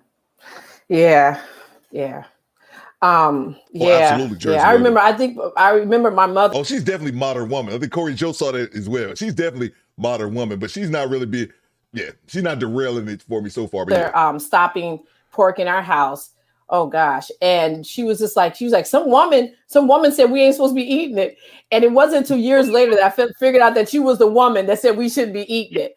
But I remember she shut it down.com. Yep. She shut it down.com. Yeah. She was like, we're not doing this. Yep. And even, the story for another time. Anyway. All right. So you talked a little bit. You know what? You said you don't want to use okay, and I don't want to keep saying. I know you talked a little bit about this, but when you talked about the television, have you noticed that? Like, what are your thoughts that now it's just like a barrage of just black and white couples that are on TV commercials? Like, there's not that many commercials that we're seeing that has like a black family on. Well, we don't really see a lot of black images and families in that way. What we see is black people acting like whites. And that's how they'll put them on. Okay, we see that. We see them practicing the ideas and behaviors of the enemy. Television is teaching our children homosexuality. It's giving them certain options. It's teaching them about a bad diet. It's teaching them that animals talk. Yeah. See, I didn't raise my children on books with animals talking. All my grandchildren or any of that. And I'm getting ready to be a great grandmother, and he ain't getting no books on with talking animals either, because animals don't talk unless it's a parrot or something. Okay. And we don't want our children running up to a stray dog, a vicious bear animal, because he think they're going to talk to him. When you teach a little child, whatever you teach them, they believe that. Yeah. So we talk about the miseducation of our children, and I talk about it too. But the truth is, we miseducate our own children. By the time any black child is 3 years old, they can recognize McDonald, Superman, Batman, and a slew of other nonsensical characters that are not based on no reality in their life. Bang! Bang! It's good! We cooking up. Salute to the homie son Moses, representing the great state of Virginia. From Virginia, where ain't shit to do but cook. Pack it up, sell it triple price, fuck the books. I'm sorry, I'm seeing Mark Cooper's comment. He says her diaper is full. She's scared to disagree. Facts, bro. Facts. Salute to the homie son Moses. He says support black content creators. Just some love from a broke blue collar HVAC tech. Try sending 4 times, didn't work. So I changed black to B. Bang! Bang! It's good. Great observation. And guys, appreciate you, son Moses, for the $20 drop. Maybe making it rain on your boy. Hold on, I got something for you, bro. Hide the money, y'all. There's poor people around. With your broke ass. Appreciate you, son Moses. Definitely. And someone said it in the chat as well. Jared Wilder, let's go, man. Let's go. At 50K, I think we'd be close, Quiet Storm. It may not be too far out of reach. Even if we don't hit it, we're going to get it close, man. But, God damn, Susie Dominique, who said something? T. Orlando said, I think he was saying it in jest, but, you know, as far as like preachers having luxury cars and all this kind of shit. And I'm not one of those people who think, because some people, there's a huge in between. People always think in extremes. So people think I'm not one of those people who think a pastor should be poor, like barely have 2 nickels to pay his own light bill. Not at all, man. But I'd be damned. I mean, it's just logical sense. If your pastor's in a fucking multi-million-dollar mansion and you could barely afford your rent in your studio apartment, one of y'all need that 10% more than the other. And guess what? It's not the preacher. God damn it, man. It irritates me. When people comes to religion, people just throw logic out the window, and that's unacceptable. That's unacceptable for just certain situations. You know what? This is where it should be. This logic, but let's throw this out the window because of a fucking book, man. Jesus Christ, man. Fuck. All right, I'm back to it. Let's get back to it. Appreciate you, son Moses. The yay in the building. To be teaching them that it's not officer friendly. That's not the way it is for you. Absolutely not. Oh God, that's old school officer friendly. So now, in terms of welfare, how do you think that's impacted the Black family? Well, you know, they have always offered some kind of welfare to Americans. When they give it to the white family, it's called subsidy or a grant. When they give it to us, they put the negative tone on it that it is a welfare. Mm-hmm. They let the white family stay together. The farmer's wife or the inner city wife, they keep them together. Their whole goal right now is they claim is to keep a family together. They're talking about white families. All right. But in our side of the neighborhood, they forced us to get rid of our men in order to get welfare. That was a terrible thing to do. Our men had to, if the social worker was coming and they would come to the projects unannounced, our men had to get under the bed, get in the closet. You know, he's just been demeaned and just been treated like he was nothing in order for us to live and to eat and feed the children. Basically, the depression that our men have had over the years is just, you can't even count it. And I have mentioned that I wanted Black men, especially, but Black women too, to have a moratorium on the hatred that we have for our fathers, all of us. Because times are hard now for a Black man to try to work and pay child support, his car note and insurance and his rent. Times are hard now for many of our men to do all of that, even if they're working. But imagine what it was like back in the day if people had the same needs and he didn't have no way to get nothing. Maybe he was working for a quarter a day. Maybe. He didn't have anything and didn't have anywhere to go. Completely defenseless. The only person been on the Black man's side is God. Because we certainly haven't. Most of us, not all of us. But the example we have set. And I can't speak in absolutes. And I'm not going to try to talk about Black men and Black women in the same voice, sister. So we don't have to come with the comment, well, we have been through that too. I'm not talking about us now. I'm talking about him. He is the head of our nation, not us. That's why they had to attack him and keep him down. He is the best man on the earth. The only one that God gave to us. Even in his pitiful condition now, he's better than all of the other men. Absolutely. He's the most beautiful.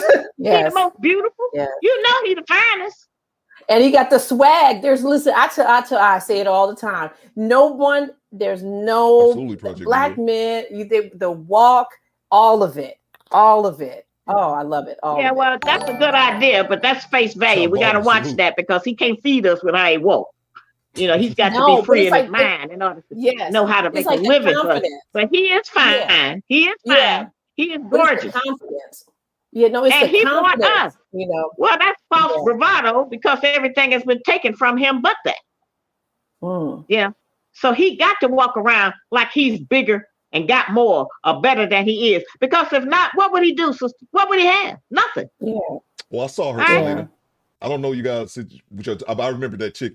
Yeah, you had a modern woman in the chat. He hated by everybody. His mama hated, his woman hated, his children hated, the sister hated, the job hated. See, that's a hard life for anybody to try to survive up under. Yeah. And many of them have become introverted. They half crazy out of their mind. As I said, we all got PTSD. Yeah. Some of us can handle it differently. We have a different support system for us, and it makes us think that we came up on our own. But as I said, we didn't come up on our own.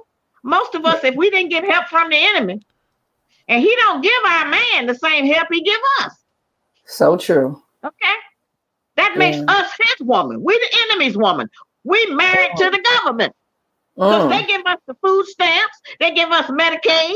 They give us Section 8. They give us welfare. That's our husband. And that's how they want it.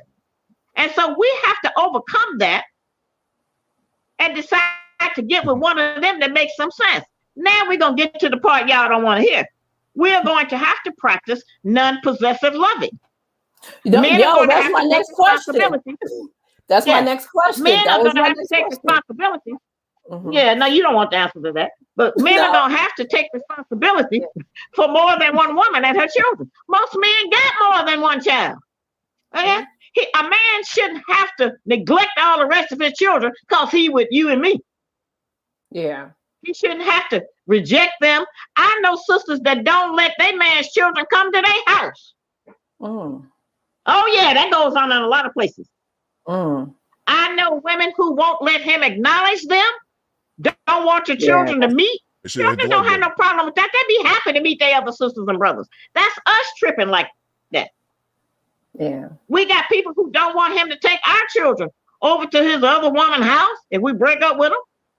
We even got women that go with somebody else and still won't let our men be involved.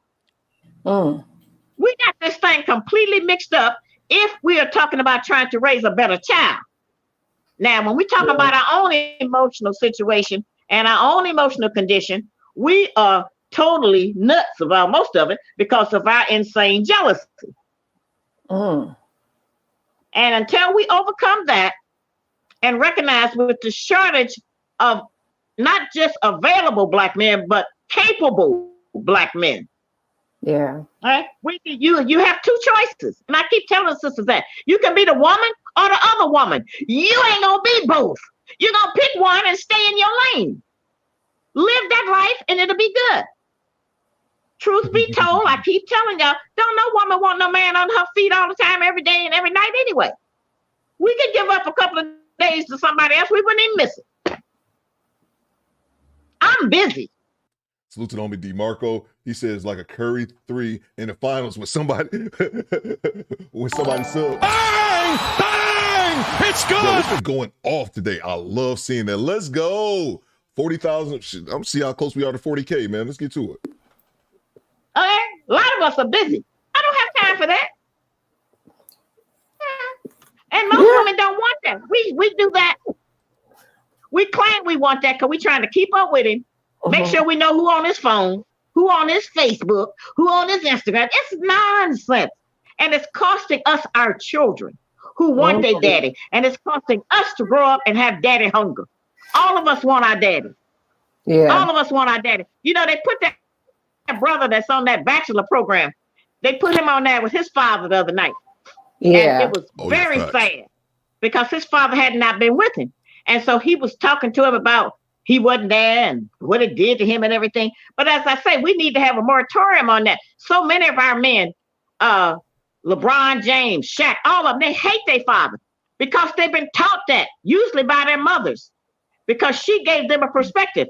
If daddy didn't show up, we might just have the attitude, oh, he didn't make it this time. But we tell the child, yeah, he don't never come over here to see you. Yeah, I knew he was going to do that. I'm sorry he's disappointing you. We give them a perspective on certain things that happen in our life with our men that turns them negative against their fathers. And that's wrong. We should not do that because it harms the child. And most of us, whatever we know about our father was told to us by our mother. And she mad because their relationship didn't work. Yeah. So it's a prejudice against him from the beginning. He does more for our children than pay child support. And we do need money to live, but many of us don't have to live as high as we live. You know, we make these demands. We want our children. We don't want to wear just Gucci. We want our children to wear Gucci. We want to dress our children like the people that's rich. We keep trying to live like we're rich and like we have arrived. We not only ain't arrived, we are just standing still. We ain't going nowhere with the ideas we have. Yeah. No doubt, Joe. Yeah. Cookie dough, let's go. I mean, my head's hurting because I just been doing this all the time since you've been talking. Yeah. And she don't want no smoke. She is a modern woman, absolutely, guys. I noticed it as well. I just haven't really spoken on her. She's a modern woman. She definitely disagrees a lot of things she said, but salute to the OG Mark Cooper because he said the best earlier in the stream. She wearing a diaper. She's scared to say anything. She's scared of Miss Ali, and I'd rather her be a modern woman and quiet and shut the fuck up than go back and forth with her. Let's go. Roll to 50,000 subscribers. Yeah, you know the things that I teach. You know, I teach reality. Right, that's all I can tell you. Yeah. I teach reality. Because we live in what is called the imagination of truth. We imagine things are a certain way. We imagine that there's some black man somewhere that ain't gonna love nobody but us. Oh, even though y'all study history, there is no history of no black man on the earth in the Bible, in the Torah, in the Quran. There ain't no history of them just loving one woman and being with her their entire history. So if that don't exist, why do we keep wasting time trying to find that mystery God? It's not there. If it was there, I would have it. Y'all tell me. It's not there. Right? Yeah. And if he loves somebody else, that don't mean he don't love us. Look at it how we love our children. We love each one of them equally. There's no best one. He's not with us just for sex. That's just usually what we offer him, so that entice him in. But when that happens, after that, he's ready to keep going. Yeah. Absolutely. You know, we don't try to work things out. We want to be demanding. We want an account of every second he's away from us.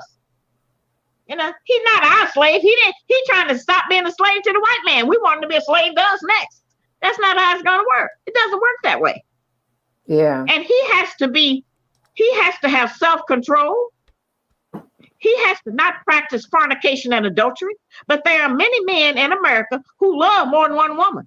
And he certainly loves all of his children. He's forced away from them because he can't financially support them. But they need more than financial support. Absolutely. Absolutely. He need way more than that. And a woman will be criticized if she let her baby's daddy see the children. Let me grab the super chat. Manifest. What you talking about to you, Orlando? Let's see. Let me grab this one here. That's sad. That's sad as well, Bella. Like my folks were never married. They had me, and then they had grown folk talk the next year. My folks were never married, and they definitely had their disagreements. But my mom wasn't on some fuck your daddy type. Like, you know what I'm saying? Like, my mom just never really. I never remember a time once where my mom ever tried to hold us back from my dad. I don't ever remember a time that happened. It could be. And grown folk talk. Let me know if I'm remembering that wrong. But my mom didn't really play those games with my pops. My mom also didn't. My moms and my pops also never fought about money. And my mom never put my dad on child support.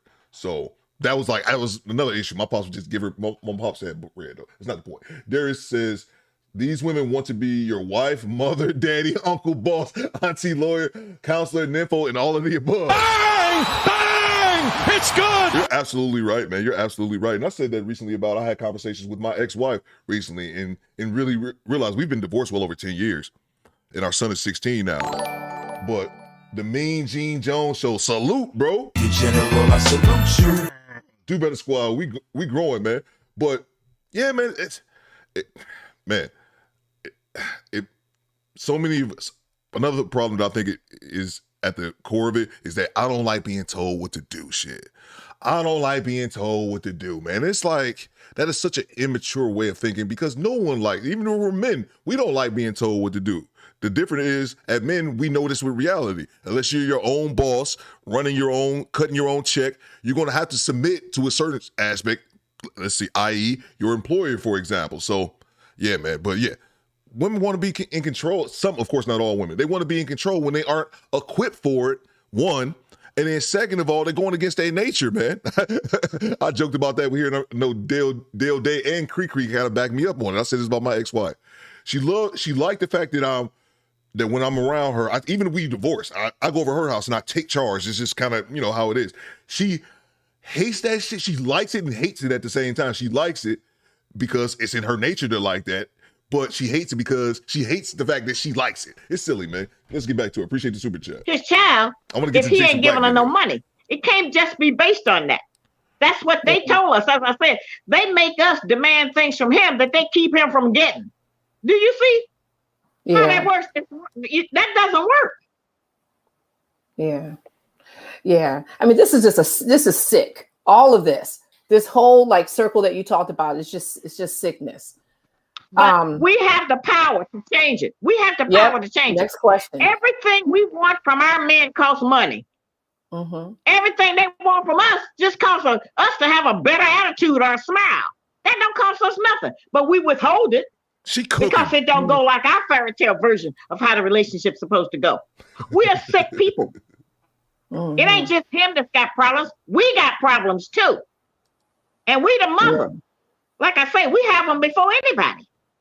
So if we want a better man, we have to raise a better man. We're working for the future. Because working for the present, we ain't making no progress. Mm-hmm. So, what do we do now with, in terms of politically, socially, and economically? What is some practical things that we can do based on your reality? That's what I've been talking about I've been talking about practical things the whole show. But we could start eating better food. Mm-hmm. We could start preparing meals for some of our men who don't have food. If we hungry, we can go to our girlfriend's house and go in the refrigerator and say, girl, what you got? I'm hungry. Fix me something. They don't have that option to go to no other man's house and say, what you got, man? Open the refrigerator. Most of them don't even have no refrigerator. So they don't have to say that we have. So we can start preparing food for our men and invite one or two of men every once in a while to eat food. If you do that, he'll show up. Because he's going to show up and say, what you cooking? Yeah. He'll show up for the meal because that's what they want. They can't even function normally because they got bad nutrition. Yeah. And that's something we can be in charge of. We could start dressing our little girls better. Stop dressing our little girls like little whores. Teaching them that that's all that they have. And we need to stop putting weaves in our little girls' hair. The hair they got is fine. Every time we put all that weave in our hair and put on all them eyelashes and all of that foolishness, we're teaching our little black girls that they are not good enough. And that the only way they can be accepted is by wearing something fake and false made by another culture, like the Asians or the enemy. Bang! Bang! It's good! I gotta have a priest, an organ sound. Like Minister Jab. I gotta have something right now. She preaching. Y'all, random fact, Joe Smith, you're new to this channel. I have two. If you go to my About tab on this channel, I got 2 rules. There's 2 rules for the Do Better. There's 2 Do Better commandments. The first one is the word deserve. No person, male or female, young or old, can put in the chat that they deserve something. You don't deserve shit. No one deserves anything. You get what you're willing to get your ass up and work for. Rule number 1. Rule number 2, no evil eye. Bang! Bang! It's good! I need to say this more often. This is a Pookie free zone. We don't have no Pookies, no dusty ass niggas over here. You're not authorized. But also, ladies, that's the fellas aspect. Ladies, if you're wearing a wig or weave right now, close out your app. You're not authorized to be here. Unsubscribe from my goddamn channel. We natural women only. Natural 24 goddamn 7. No wigs, weaves, extensions, no raptor claws, them ghetto ass eyelashes. When you're wearing 2 pounds of makeup, you got a kilo of makeup. hashtag cake up on your goddamn face. Look like you're going to a royal fucking wedding, bitch, and it's a Thursday. Stop it. No wigs allowed. Let's get back to it. Hit the goddamn like button. So that's something we could do. Bring them back to reality. And then we can take all the white dolls out of our house. Take all the white pictures off of our wall. Those are little things we can do. We can start maybe trying to help him with his clothes so that he can have clean underwear and clean socks. That doesn't mean you acting like a wife. Every relationship is a marriage. Every relationship, not just between men and women, between two women, two men. Anytime you're in any kind of relationship, friendship or whatever, it's a type of marriage. Marriage is just a unit where the two people are working for the good of each other. And so we could do those kind of things. We could take some of that money that we're spending on these elaborate trips and a lot of things and go to one of the foster care homes and take a child every weekend. You know, there's a lot of things that we can do because, as I said, we could go and learn knitting, anything, because we don't have nothing to do. And as a result of not having nothing to do, all we want to do is dress up and go to the club and act like some other kind of whore. We need to stop the twerking. Ew. Don't allow our girls to participate in that. We need to teach our boys that they don't have to wear their pants down showing their buttocks. Nobody wants to see that. That's just a civilization tactic. We could teach our boys how to talk. Most of them can't carry a conversation, can't nail a picture on the wall, can't change a tire.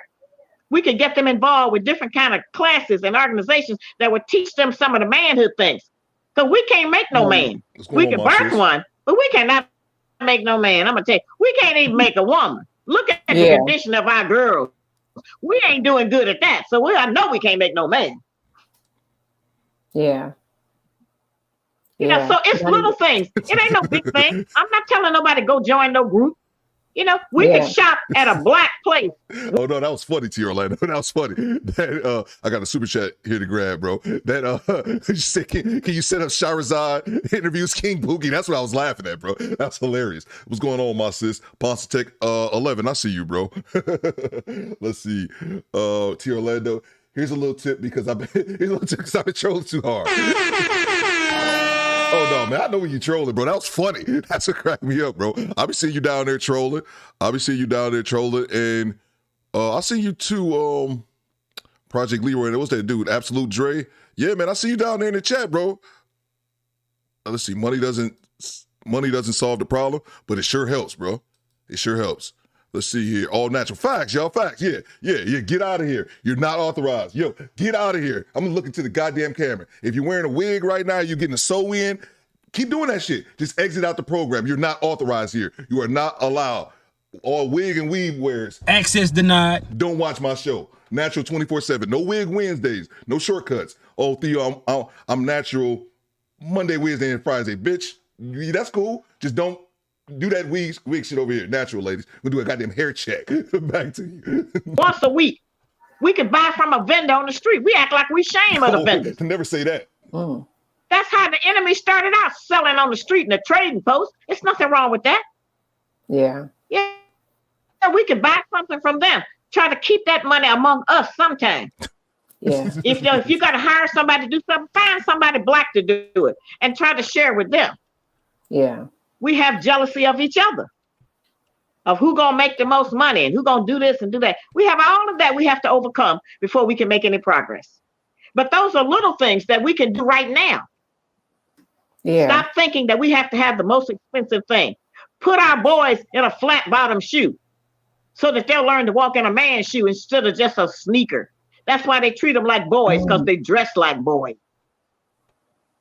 So there's some things we can do. And I know a lot of us, our attitude is that, well, I can't find no man. It's men out there. It just may not be the kind we done made up in our mind. Talk to him. Yeah, she's so mad. We have that host is like, she's so damn mad. Certain idea what we think we deserve.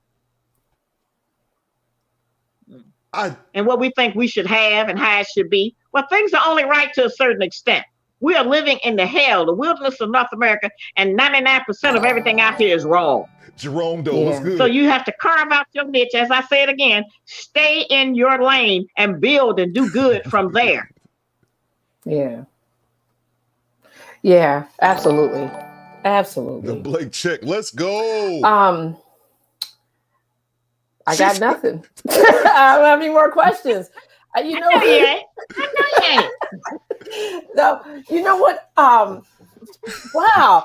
You know, I did. Well, just one question. How many kids do you have? You in the beginning you were talking and you said your kids. I was just curious as to me how many kids you have. No, I never say kids. My children. I have 3 children that I birthed, and my husband has 9 others, so I have 12. Jesus. Okay, that's what's up. Now he's dead. My husband passed. My first husband passed in 1985, and my second husband passed in 2009, I think, or 10. Oh, I'm sorry.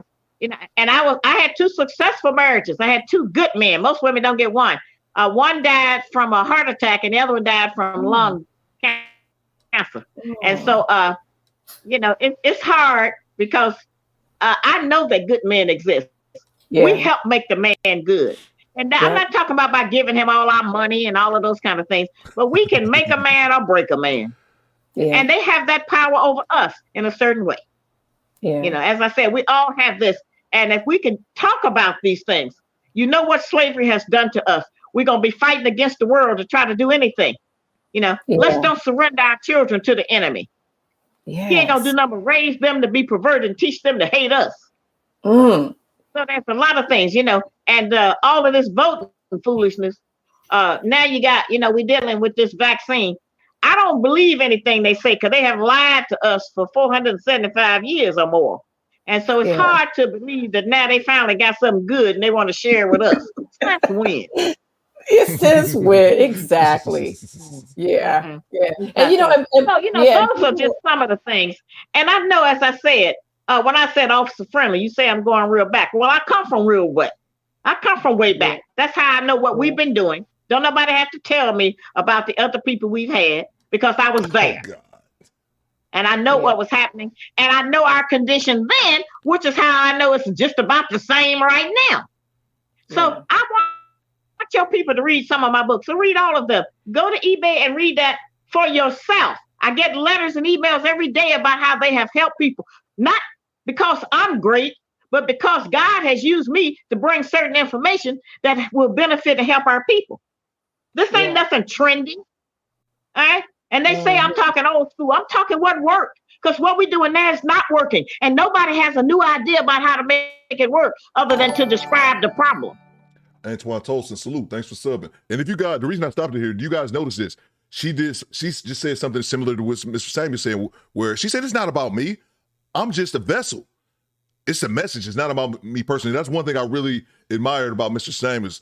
Throughout his popularity, he always repeated that same thing. And I'll make sure that I say it as well. Whenever people come and say they actually learned something from me, I'm like, dude, I appreciate it, but it's just a message. I really appreciate that. It's not about me as the individual. It's about the message. We're almost done here. I want to get to Jason Black. We know we got a problem, but we got to try to fix it. And we got to start with one thing.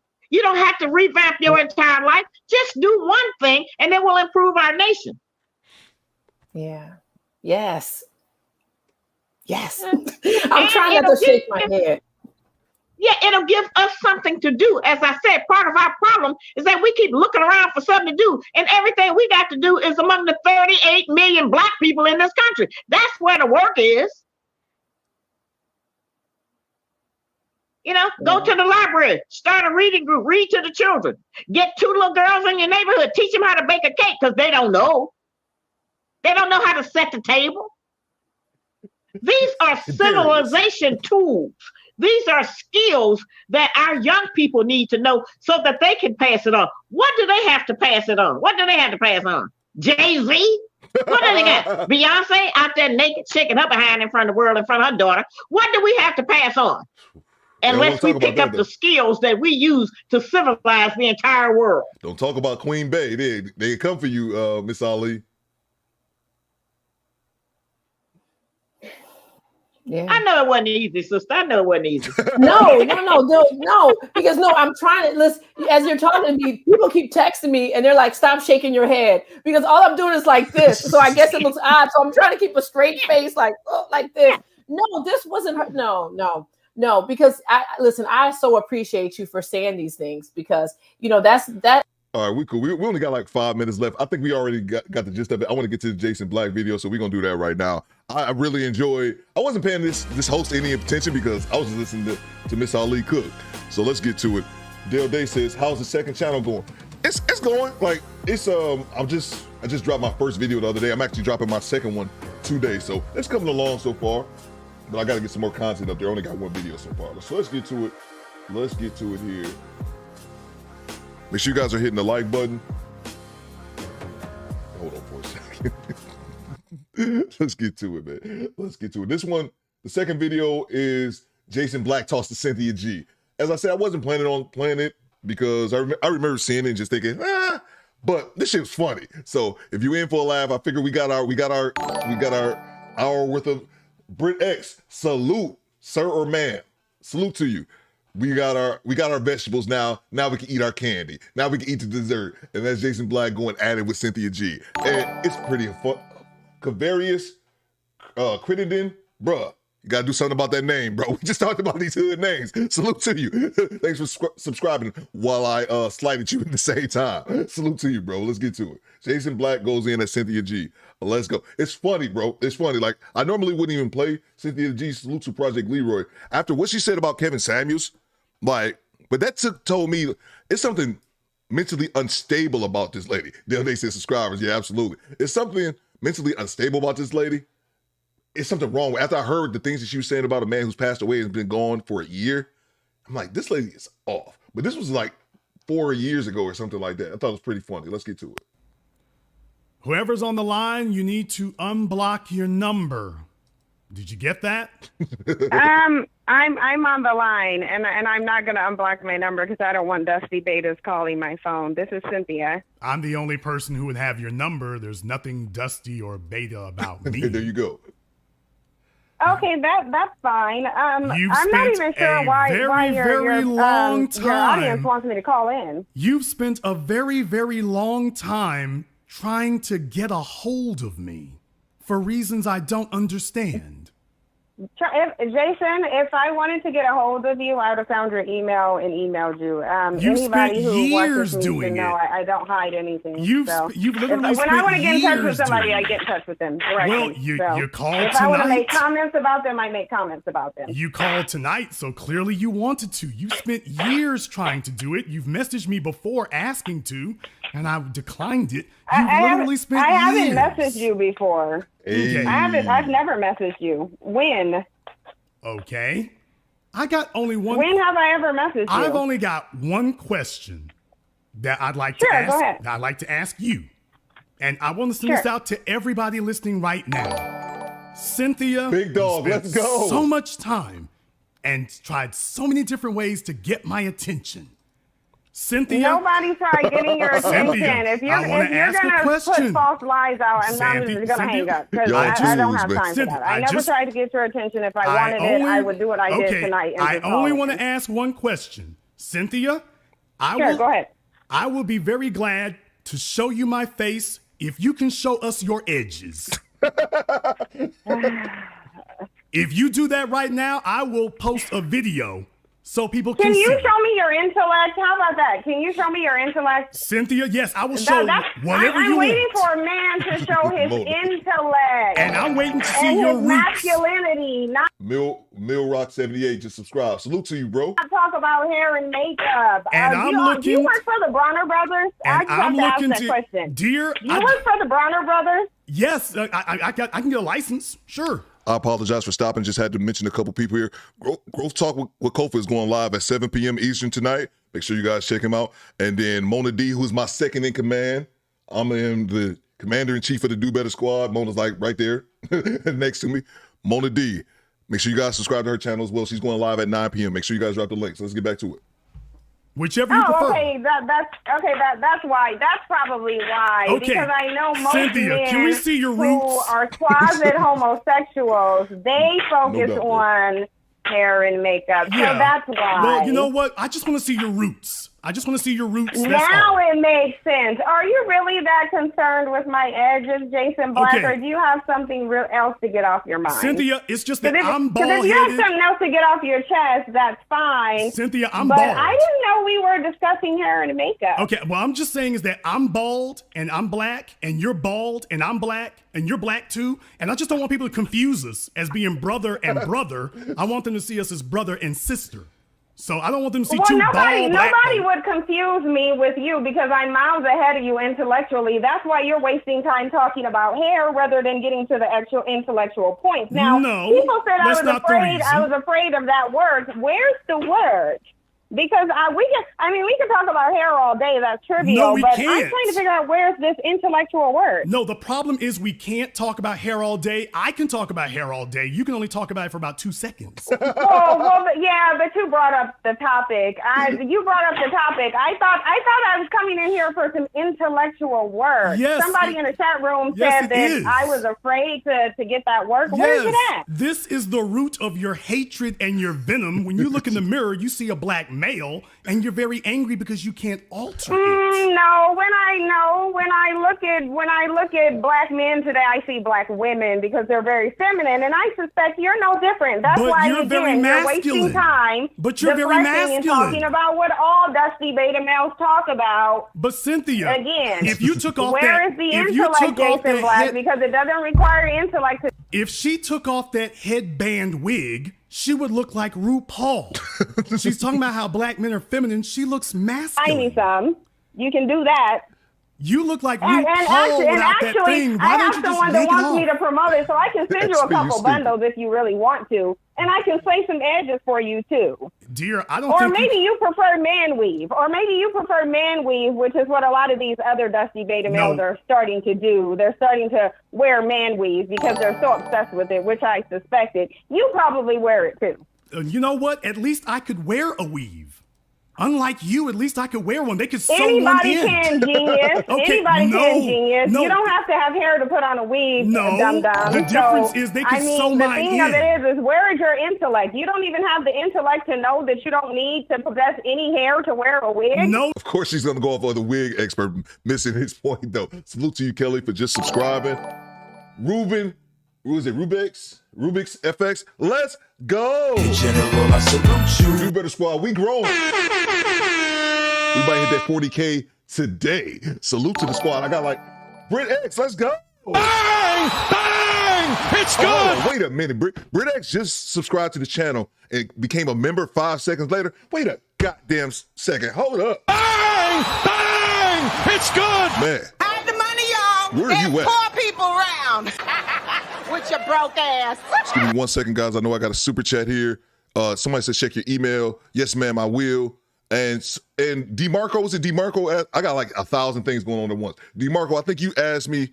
I seen your email. I did see your email. I hadn't checked it out. I saw you said it was about some hair hats. I did not see it yet. I'm going to check my email post haste. Salute to Brit X. Salute to Brit X, yo. Salute to her. Let me see Brit X in the chat. She just subscribed to the channel membership, but she just subscribed to the channel, then joined the channel membership immediately. That's love. You get another salute. In general, I salute you. And Brit X looks like it's a lady because I saw that and didn't know. Salute to the squad. We got to get back to it.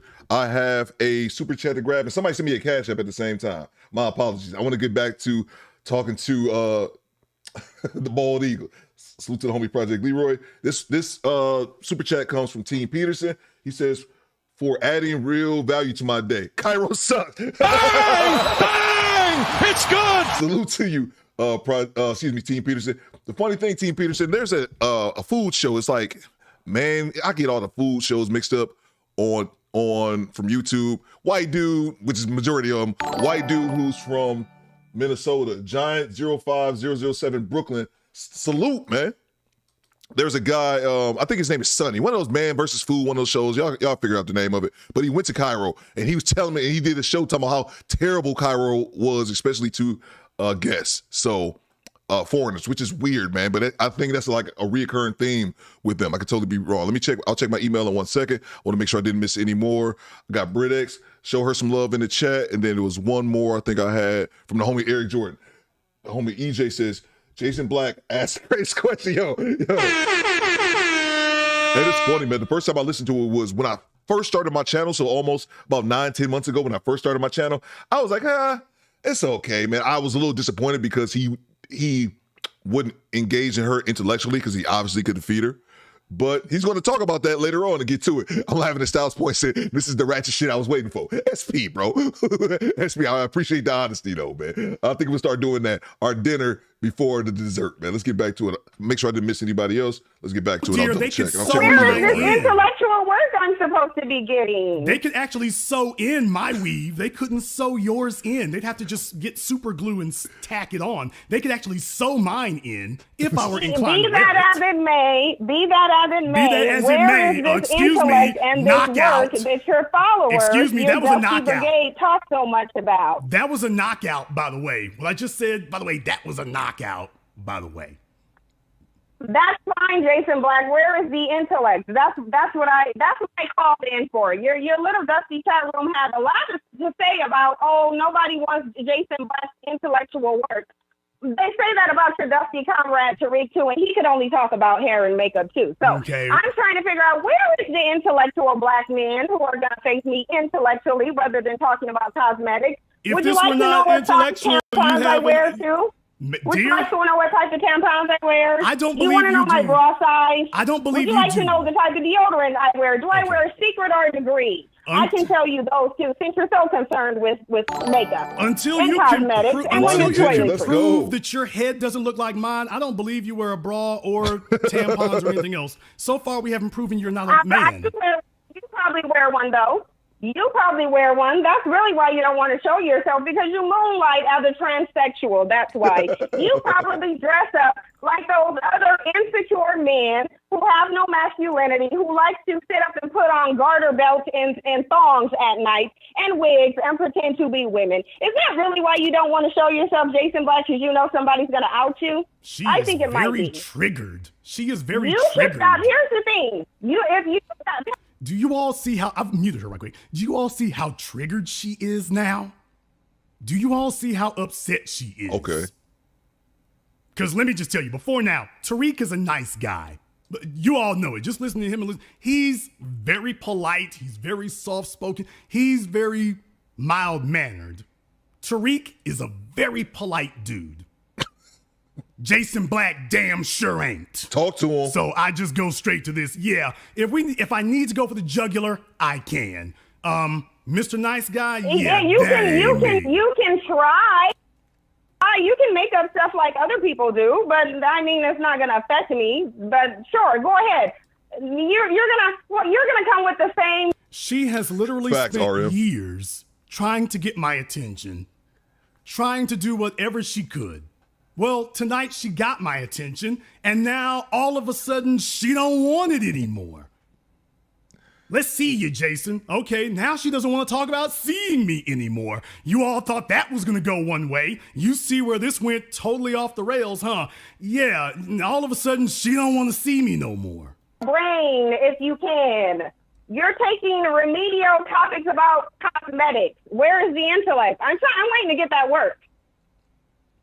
I don't think you deserve intellect. You don't have intellect. That's why. You don't think I deserve it because you can't match it. Because if you could match it, you would say, hey, I disagree with this. Like, I'm going to tell you what I disagree with. You know what I disagree with? Because it's false. The notion that black women are the reason that black men are not stepping up. I have no desire to do that. Because they're not men. Not going to discuss that with you. You're sitting on here. You are not the person we will discuss that with. You see, if it were somebody else, they would deserve to have a discussion, a intellectual, thoughtful debate, but not you.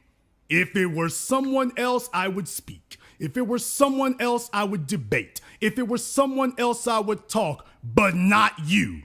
Because you see, the problem that we have is that we have allowed bitter, broken broads to cobble together on the internet with their bitter, broken ways. And I'm firmly convinced, Cynthia, that if you actually had a head full of hair, you'd be a much nicer, congenial person and not so bitter. Black women are feminism. They're single mothers. By the way, I keep muting her She's literally back there just talking and stuff, and just that's what she does.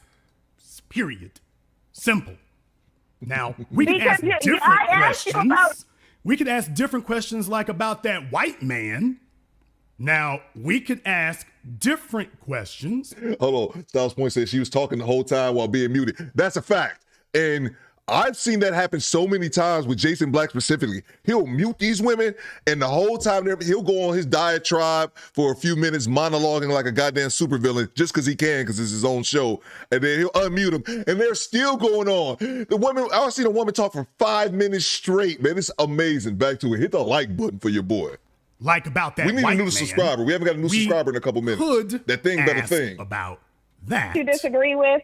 We could definitely ask about that white man, you and him.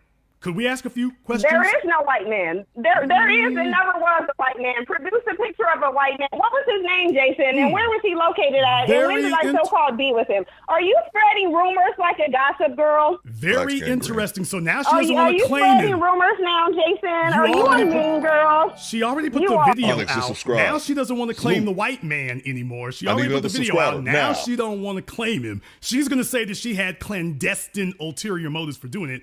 Now she doesn't want to claim him. Be safe, Sheila. Interesting. I never said that. I never said any of that. Again, gossip girls spread rumors. Okay. So prove it. So I'll say if there's a white man, prove it. Cynthia, there's only one thing people need to remember. I would never in my life call you. I would never call you to speak to you. Since you're so intellectual, if you can put a documentary together, surely you can prove whatever rumor you're spreading. Surely you can prove it. So prove it. What was his name? Brothers what and did sisters. He look like? Excuse me. T. Orlando says Jason's a bully. When you push back, he really doesn't want to smoke. I don't agree, T. Orlando. I think that here's what I'll say to you, Orlando. I would have preferred an intellectual debate. I would have preferred that. That's why I was hesitant to play it, because I remember seeing this and thinking it just ended up in a roast session. But I'll take what I can get. But yeah, let me get on in the comments if you guys agree. Now, I've done reactions when he's talking to women, and women have said like, oh, he's bullying them. But the way I looked at it is he's purposely trying to not necessarily, he is doing it with Cynthia G as well. What he does, in my opinion, is purposely try to get a rise out of you because it makes for good content. And I've seen him do it with people. And I've also seen him work with some women. And I've also seen other women where it just didn't work with.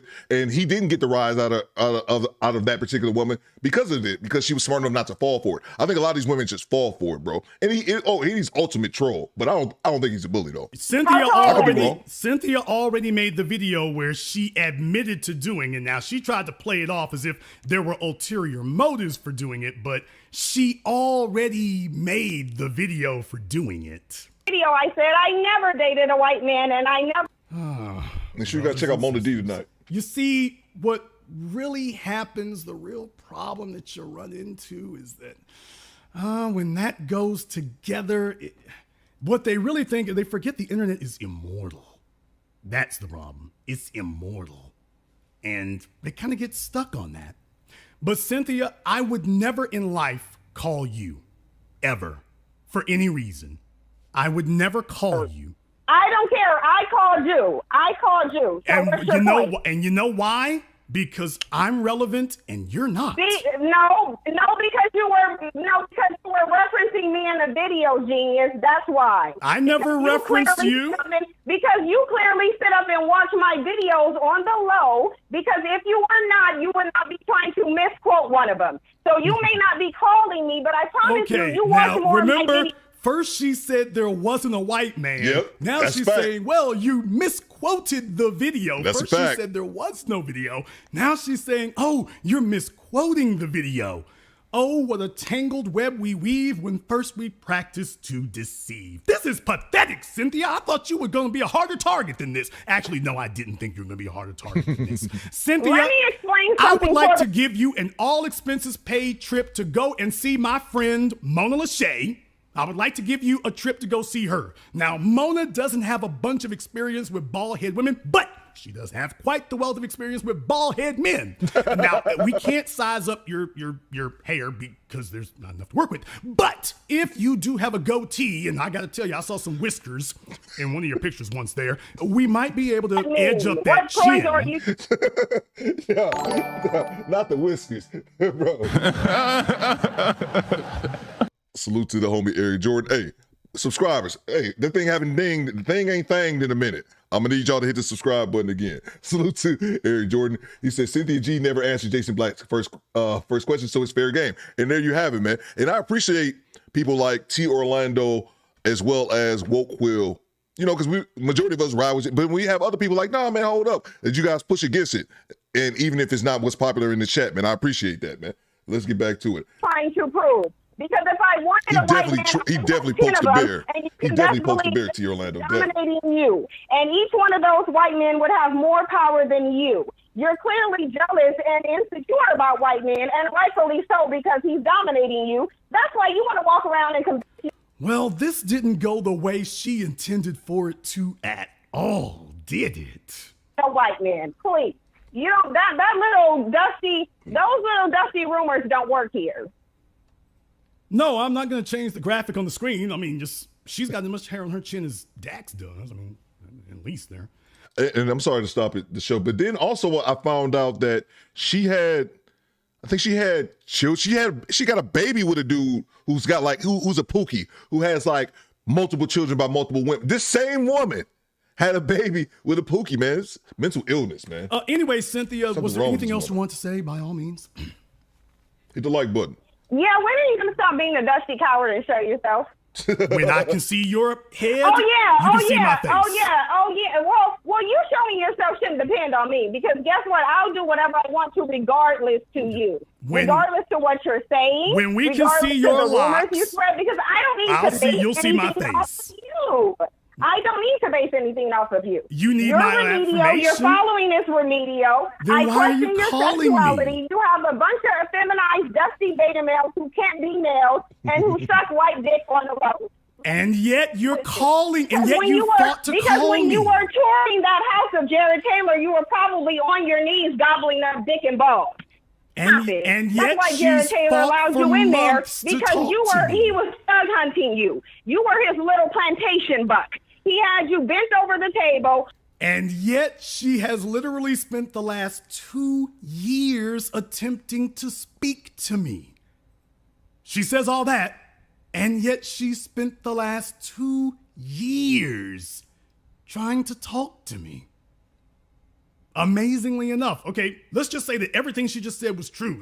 I'm the center of dustiness, and everybody on my channel is whacked out and dusty and bunny and Beta Max. Are you serious, Project Leroy? Okay, fine. Then why has she fought so hard to get a hold of me? Why did she fight to call me up tonight? She got blocked by the mods to the point I had to tell the mods, stop or I'm going to block y'all. She literally has sat here this whole time that I've been vamping on and replaying Dr. Clark and everything. That's why she was blocked. She's waited and been blocked over and over again to go through all of that to finally say this.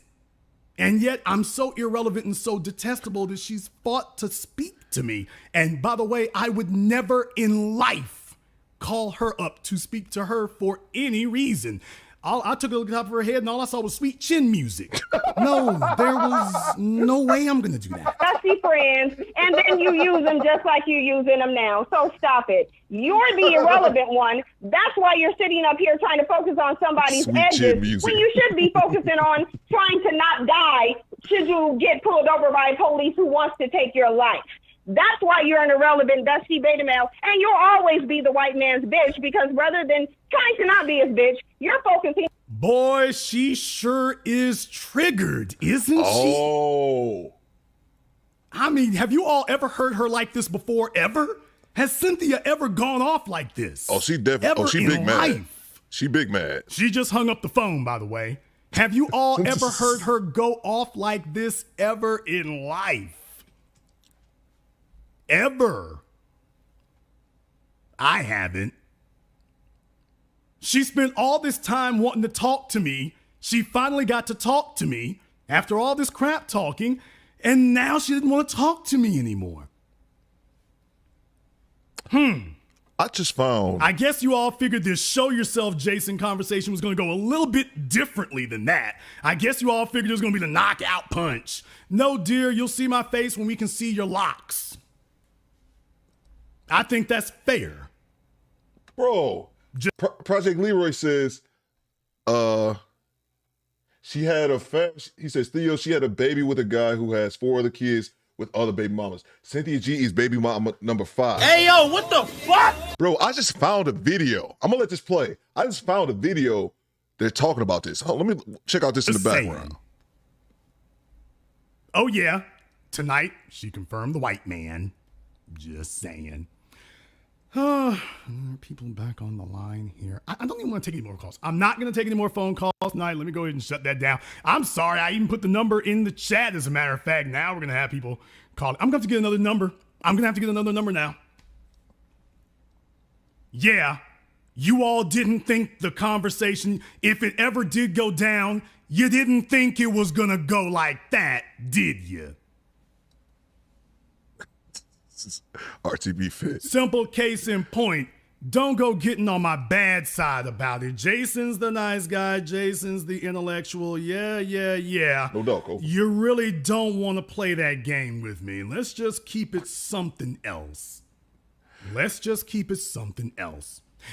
all thought it was going to be more of a fight than that. Just tell the truth. You really thought it was going to be more of a fight than that. You really thought it was going to be tougher. I would never in life call you. You don't deserve to speak to an intellectual person because you are not an intellectual person. You are a traitor. You are mentally and emotionally broken. And I don't have a problem with that, but you are mentally and emotionally broken. And until you can get fixed, that's going to be different. By the way, in the chat room, you said the tension was sexual. Yeah, do you see how passionate she was? I mean, she was just passionate. It was, man, if I could get my hands on you, Jason Black, if I could just grab you and hold you, and if I could just, ooh. Yes, I sensed sexual tension. I certainly did. No, she doesn't sound like a fan. She sounds like a stalker. Just saying. No, my dear, you really don't want it. Yeah, I mean, it seems like a good idea. I know it does with people. It seems like a good idea. It seems like the thing to do. But trust me, you don't want that smoke. You don't want that heat by any definition. You don't really want it. Because you listen to him and, Jason Black speaks with this nice, articulate, genteel tone, and certainly all I have to do is belligerence my way through it. No, I don't need 3 hours to cut you up. I just need 2 sentences and an adjective.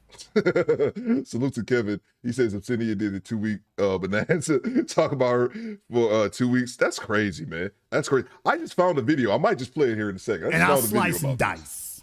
If it really comes down to it. I don't need 50 videos and 30 minutes to do what I gotta do. Give me 2 sentences of an adverb and an adjective, and I'll take care of this. If you want to debate, we can debate. If you want to make this about cracking in the dozens, we can do that too, but it ain't gonna go the way you think it's gonna go. It ain't really gonna go like that. Not really. So for those of you who've been waiting at long last for the confrontation between Cynthia G and Jason Black, well, you finally had it. It just didn't go the way folk thought it was going to go. And yes, they're going to take this and cut it up and repost it and everything else. No problem whatsoever. Doesn't bother me. It is what it is, what it is.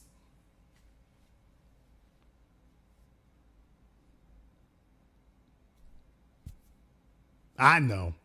You hear the way I talk and you figure you can take the kid.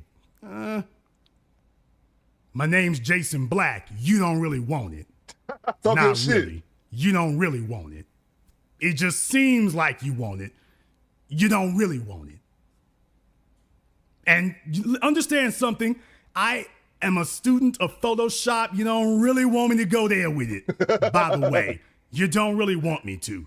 And nobody can accuse me of being mean to her. She has literally stalked me for years. Literally stalked me for years now.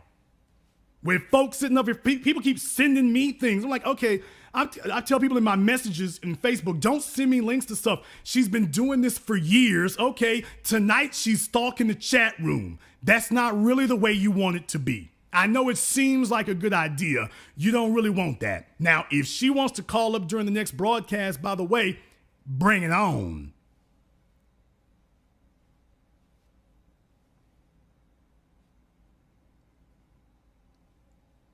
If she wants to call up on the next broadcast, you are absolutely invited to, but I gotta warn you, like Chris Cross said, in my eyes, nigga, you don't want none. And I said that the way I meant it. From where I stand, nigga, you don't want it. Talk your shit. You just think you do. Lord have mercy, it smells like money in here. Bang! Bang! It's good! He ended that shit so cold, bro. He ended that so cold. So, Jay Nelson says, yes, play the next video. I will. I wanted to say one thing. You guys have been saying the Robert Perkins guy. I'm such an idiot. People have said that name in the chat, and I'm such an idiot.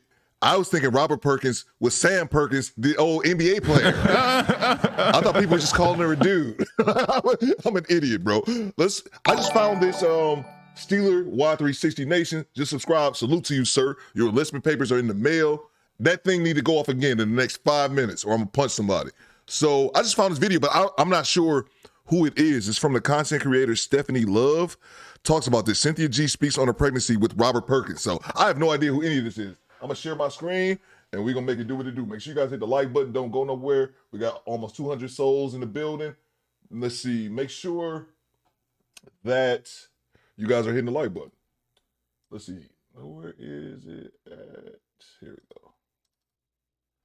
I need to change. Give me 1 second here. Screen share. What is it? Oh, there we go. All right, let me fix the screen a little bit and see what this person is talking about. Again, fair use. I don't know if any of this stuff is accurate, but I just YouTubed the name real quick and brought me right to this video. So let me fix the screen, make this a little bit better so you guys can see it. Let me shrink it a little bit.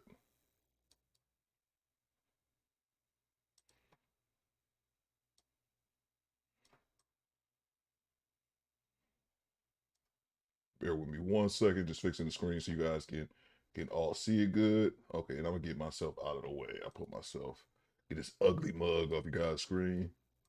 I'm up here. Yeah, I'll do up here. All right, so let's see what she's saying.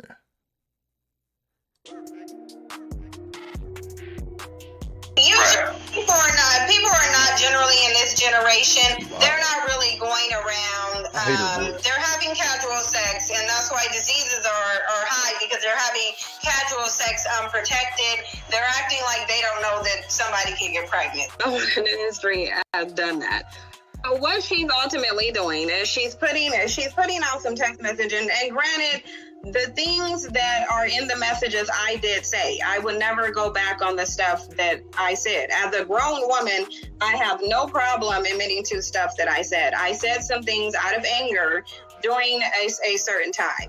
And so what's going on is this is being framed in a certain way to basically say that I met a man, Rob, and within 3 months I chose to go get pregnant by him. This is what is being said. Now, the thing of it is that this is not the case, because like I said, this person does not even know if I am currently pregnant, because I have not spoken to her in a while. So she wouldn't know, she wouldn't be able to validate if I was still pregnant or not. She would not be able to do that, because again, I have not spoken to her. But I would not lie and say the text messages and the stuff that she's showing is not true, because it is. And those things that are things that I've said, I said them in a certain context. That context is not being shown, of course, because when people want to show a certain narrative, they're going to show a certain narrative. So I'm being told that I'm a hypocrite. I'm being told that I've somehow chose a man with a dusty beta male. I understand that I said certain things and messages out of anger. And like I said, I don't have a choice but to take responsibility for that, because I did say certain things. Now, do I think that this man is a beta male? Absolutely not. Did I meet him and then within 3 months decide and plan to be pregnant by him? Absolutely not. I certainly didn't do that. But there is a text message where obviously I did talk about some conversations that we had, and I did say that we had a conversation about that. And that's because I met him and spoke to him and learned that he was a very intelligent man. I liked his character. I still like his character. That's just a reality of what it is. I do not quantify him by the amount of children he has or the amount of women that he has them by, because quite frankly, he is the most active father I've ever seen in my life. I've never met a man who was more, I've never met one who was more active or involved. I never met one who would do anything to make sure he's there to support his children. That's just the reality of what it is. And so if people are quantifying somebody being a dusty beta male based on how many children they have with how many people, then they're going to call him a dusty beta male, because they don't care about anything. They care about the fact that this man has children by more than one woman. That's what you would call them. What are we talking about here? That's what you would call them. But because it applies to you now, now you're real hesitant. You would call them motherfuckers dusty babies, pookies. You probably wake up. That's probably how she wake up in the morning. Dusty baby pookie. You know what I'm saying? Like that shit marinates during her, marinates in the 4 brain cells she's had under that goddamn wig. But she's hesitant to call her kid's father a pookie. Oh, he dusty as fuck. So that's why they're quantifying him as a dusty beta male. I don't think he's a dusty beta male. I never saw him as a dusty beta male. Again, like I said, this is a hardworking man who does whatever it takes for his children. Since I've been talking to him, has he inspired me to make personal changes? Absolutely. Daniel, yeah. That's who he was talking to. He was talking to her the whole time. That's just the reality of what it is. He is very intelligent and has inspired me to make certain personal changes. Whether people see those changes or not doesn't negate the fact that he has, and that's why I continue dealing with him. And that's why I will continue to talk to him, because he is a good man. That's just the reality. I don't sum him up by the children he has. To me, a dusty beta male would be a man who creates a bunch of children that he is not taking care of. 60 ounces saying you're for full grown woman is your business. Yeah, it is my business, but because of me confiding and discussing and disclosing personal information to a person that I thought was my friend, now my business is all over YouTube and is being made YouTube fodder for people. The educated smoker said, "Are you happy?" I am. Cap. But the reality of it is this: Ma'am. You do realize that we can see you lying, right? Man, that don't even sound believable. You're not happy about that situation. Stop the cap. Stop the cap. Salute to the homie Eric Jordan. He said Cynthia G only qualified for Pookie and Pookie shot the club up. Facts, bro. Got this delusional, unrealistic. Got this delusional, unrealistic chick pregnant. City boys who win it, but shouldn't got this bitch pregnant. Facts, City bro. City boy! Win for the city boys, but definitely shouldn't have knocked her up. But this woman of all people, that's like if you found out KS had like 14, I think he had a daughter. If he had like 14 kids on the side. Like, dude, you always tell people to marry before they carry. Like, you're the biggest hypocrite of them all, man. Appreciate you, EJ. Let's see, you got one here. Tanya. Oh, Tanya says, welcome to the squad. Make sure we show Tanya some love in the chat, y'all. Welcome to the squad, Tanya. Let's see, where's the general? I salute you. Got one more for the UK. Top of the morning, Governor. Top of the morning, governors. Let's get back to it. Show Tanya some love in the chat. Let's get back to it, guys. I still have people coming out here calling me a hypocrite, saying that I chose to get pregnant by a man that's a dusty beta male like the ones I talked to, and that's just not true. Taylor said I'm a happy, absolutely. Stop the cap. But I did. I said some things out of anger, and these are the things that she's showing. When people get mad, they say things out of anger. And I am not exempt from that.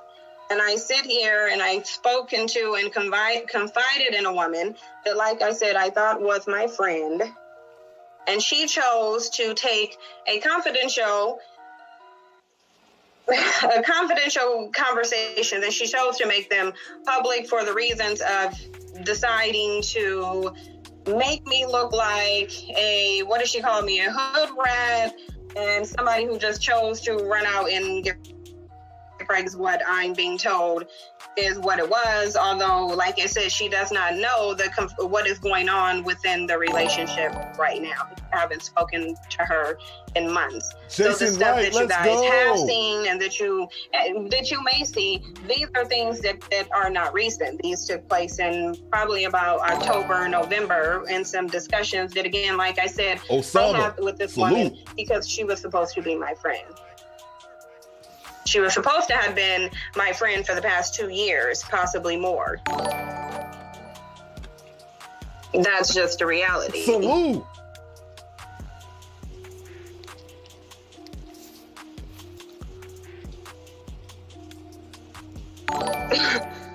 If she's pregnant, I'm not mad. I'm stopping the video just for the subscribers. Bang! Bang! It's good! John Lancaster. That was like 4 subs back to back to back. Let's go. Hit it again. Let me see it again. I went into the shower, Cynthia. I thought we were closer than that.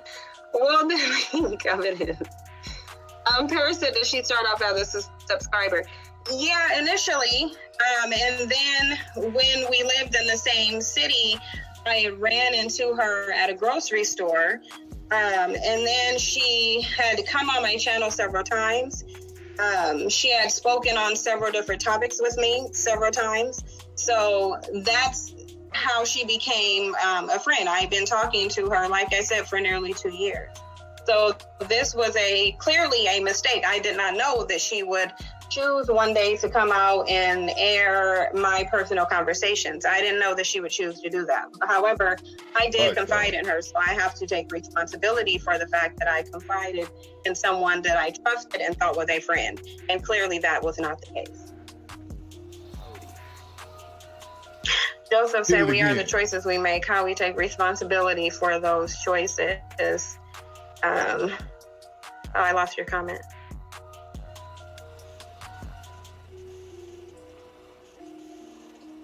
I lost the comment. This is crazy. Not that I ever wanted to know Cynthia G's origin story. It's a whole live stream going on about you right now, of course. And they will continue to make live streams. They're going to, because they now feel like they have some ammo to crucify me on and prove. At first, there was some notion about me being with a white man and being married to a white man. And now, because it's not a white man, they'll choose to go in on whatever avenues that they can. Yeah, Janesta, a brother. He on YouTube. I can show you his channel. And that's just a reality, because they're not... because the thing of it is again, if a group of people don't like me... then they're going to believe what they want to believe. They'll take and turn it into what they can. That's what they'll do. Irene said that you should not have to be on guard about the people you trust. This is her fault, and only speak to the person she is, not the choices you make. Yeah, and that's true, but I still disclosed. I still talk to her. I still confided into her.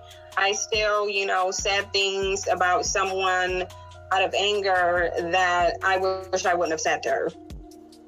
That's what I've and I don't have a problem taking accountability for that. I don't have a problem taking accountability for that at all.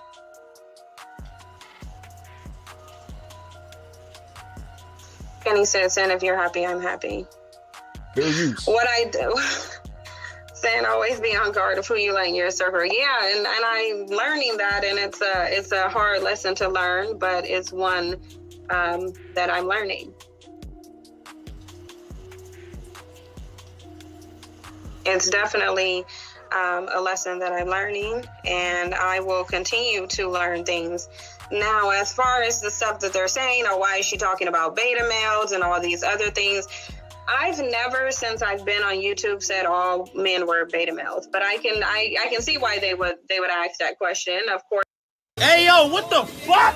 Man, Stop the cap. Not knowing who this man is and not knowing him as a person and making him the sum of certain of who he has kids by and how many of them.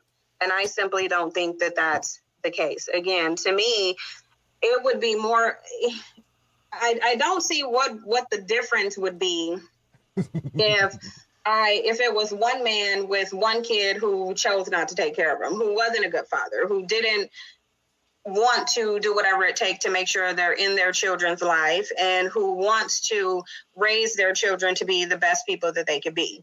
And that is a father that I think a lot of people should want.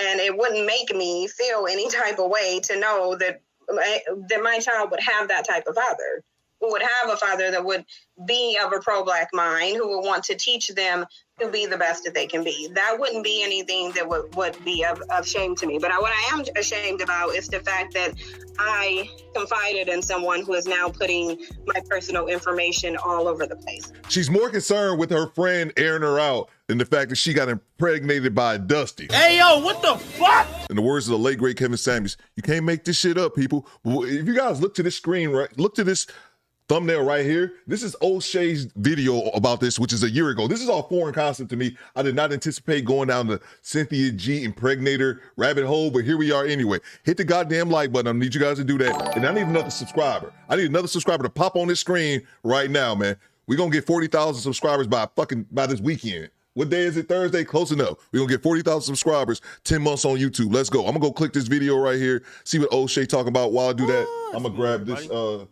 super chat here. Your boy.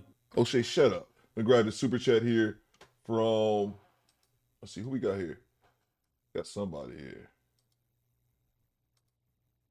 Salute to the homie Broken Traditions, man. Represent ATL, bro. Welcome to Atlanta where the players play and we ride on them things like every day. I know he's born and raised in New York, though. Salute to you. What Kofa says, what's good, Theo? In chat, salute to you, bro. Bang! Bang! It's good! Man, we just been watching the subscribers. My channel's blowing up again. It's doing it again. It's done it before and it's doing it again, bro. We watching the subscribers and then finding out about Cynthia G and her baby father. Was not something we planned on going. We started off with Sharahzad Ali and ended up in the Cynthia G gutter. But I didn't know that she had a baby. I didn't know she had a baby with a Dusty. So we're learning things as we go. Appreciate the super chat. Let's get back to it, man. I want to see what O'Shea talking about. O'Shea be taking too long to get to the content, though, man. Back at it again. He's talking for like 2 or 3 minutes, bro. So, the Celebrity Jump. I've been on like YouTube since early 2015. I want to fast forward. And fair when use. I came into YouTube, you had the Advice show, which was Phil Scott. There was Tommy Sotomayor that was quite popular. Boyce Watkins was still popular. Tariq Nasheed was just getting on the platform. I think he's kind of popular too.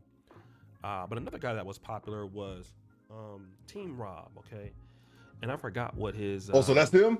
Other name was. He's had many different channels. Some of them have been shut down, but Robert Perkins, okay? And Robert Perkins is actually a really good YouTuber. I've seen his channel that was taken down before. I've been following for some time. He's a good YouTuber. I really think that he really didn't understand how the business really worked long term. But and he somehow got out of the business to take it as serious. But he was a guy that was close to 100,000 subscribers. He was he was making money, I'm pretty sure. But one of the things that Rob is known for is not necessarily his content as much, but this whole situation that he got with Cynthia G getting her pregnant, adding yet another baby on his list of baby mamas, according to some. Wow. But the reason why I'm talking about this particular video is because Mr. Perkins, Team Rob, made a video at the Black Manosphere. Now, the reason why this video was made was because someone inboxed. I'm sorry, I had to pause it. Red lipstick, says this him. Oh snap! Here's the thing about Red Lipstick. I'm sub to her channel. I have not yet watched her content, so I'll admit that I gotta come check out your content more. Maybe I'll pop in a live or something like that. But I love this because I can see what you're doing from a content creation standpoint. She over there rubbing her hands like Birdman. Bang! It's good. I see it. Back to it. I see you over there. And called him a simp. He didn't respond to that guy, so he decided to make a video called Manosphere Jiggas, right? And so he decided that he wanted to come after the whole entire sphere. Now, I will say this before I get into the nitty-gritty of what he's talking about. I have heard Mr. Robert Perkins make videos before holding men accountable and women accountable too. So I will say he tends to have a somewhat of a balanced viewpoint in the content in which I have seen. I haven't seen like a whole great deal of it, but what I have watched seems to be that he calls things right down the line, very similar to what I would think, being balanced. So I will give him that. But he says that that this guy said that Rob doesn't hold black women accountable, and he says that black men in the manosphere want to tear black women down to make her feel like she is unworthy of a man. So, and make her so low that she will want to then get with us. Okay? And, we're tearing the women down who give birth to us. Right? I'm just kind of going over some of the things, and we're asking women, what do they bring to the table? But what are black men bringing to the table? All we feel that we need to do is work and give money, but we don't need to give any provision. We don't need to be able to solve problems. We're not bringing any energy to her. So those conversations are not being had. All that's being had is what we need to do as far as bringing money. And obviously, Mr. Perkins is not very familiar with Black Manosphere content. And this is something that is very ignorant of what he's trying to accomplish because he doesn't really understand what he's talking about. We have plenty of content that is related to certain parts of self-development, a lot of levels of accountability, a lot of levels of understanding your own mistakes and not blaming women for everything. That goes on a lot in the community, but when you don't really understand what you're talking about, you will see anything because, hey, some guy messaged you on Instagram. So because some random guy did that, well, let's cover the whole Black Manosphere because this is how I feel, and I feel like ranting in the truck when I'm not really making that much sense. Okay? He also talks about baby daddies. We want to criticize black women for how many baby daddies they have, but, not why or how long they're in a relationship before she had those kids. Now, that's very interesting. Now, I don't want to use it as an ad hominem, but if you think about this situation that he's describing, this is exactly what Cynthia G said about Robert Perkins. That... Okay, what do black men talk about? Black men say that sisters are dealing with guys that don't want to be married, that don't want to be fathers or stay-at-home fathers. They're not responsible. So I'm gonna just check this other page. I'm gonna look at it right now. Red Lipstick. Salute to O'Shea. I know he's like one of the OGs in the game. I don't like his content. It's great produced content, but he takes forever to get to it. He breaks a lot of cardinal content creator rules, but again, once you're so big, I guess it really doesn't matter. But he takes forever to get to his content. It's great produced, and he talks really slow. Yeah, he's not that. O'Shea is not that interesting to me, but salute to him. Let's see. This is his channel, Team Rob. My bad. I didn't stop that video. I don't know if y'all was into that. or not. My response to.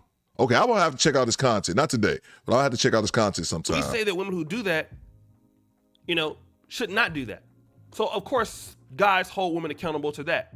And that's the same thing that happened with you. And I'm not trying to make an ad hominem here, but you're really explaining your situation. It's kind of like, damn if I do, damn if I don't. I don't even know if these guys, and he even says that, we are drifting from reality. Team Rob, bro, what do you mean drifting from, where do you live? Like, what country are you in? Do you understand what you're talking about? It's laughable to hear these guys come onto the platform as if they didn't got no problems. When, bro, you're documented. All right? Now, I'll give you the benefit of the doubt now, but now I got to get you. You're documented as having multiple baby mamas all over the country. Okay? This baby mama that you had, who, by the way, is known as probably one of the best black male bastards in the world. This is who you got pregnant. And then you want to come from the manosphere. I just don't get it. Everybody's flawless in the black community. You said that too. And that is true. People don't want to talk about the excellent report card like you don't. And see, this is what I'm talking about with a lot of guys out here who, you know, feel like they need to have the position to be able to speak and talk about certain things when they're guilty of the same thing they're talking about. That's what's wrong with the black community right now. Like, certain guys should just be shutting up. Like, he's one of them. Like, bro, like go over there, drive the trucks, okay? Make your YouTube money and shut up. Like, pick your loads up, bro, and just chill. Because really, you're a hypocrite to your own message. You're a smart guy. Somebody said that earlier in the chat. Does he have a curtain in his? Why does he have a curtain in his vehicle? Somebody said that. I didn't peep it. I could have told you that. He's a truck driver, obviously. Somebody said that. I didn't know what you were talking about. Yeah, he's a truck driver. You break things down. But you're a hypocrite to what you're talking about. Experience. You don't live what you're talking about. Okay? You just don't. And you're the...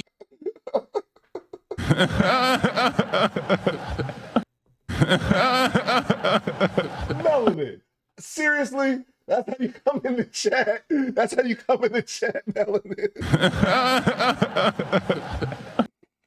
I should block you for that. You're the kind of guy that black men complain about. Like, look, you got these babies by the guy that ain't gonna be with you. So we're supposed to clean up that mess. I mean, hello? Who wants to deal with some lady after Team Rob has already messed them up? Does that make sense?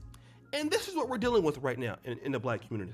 People who want to have a voice, who don't need to be in the conversation. Okay? I see you, red lipstick. Certain people in the black community don't even need to be there. They should be somewhere else. Not here, but somewhere else. You know? Because at a certain point, facts, red lipstick, you got to live what it is that you're talking about. And like George Macon says, on YouTube, you can be the butcher, the baker, or the candlestick maker. You can be anybody you want to be. Say any goddamn thing, as if people gonna forget. Bro, we know you. I mean, we don't know you personally, but we know about you, enough about you to know that you don't know what you're talking about right here. You just don't. You need to be quiet. All right? And the reality is that as far as talking about manosphere guys, bro, you don't even know if that guy was even in the manosphere at all.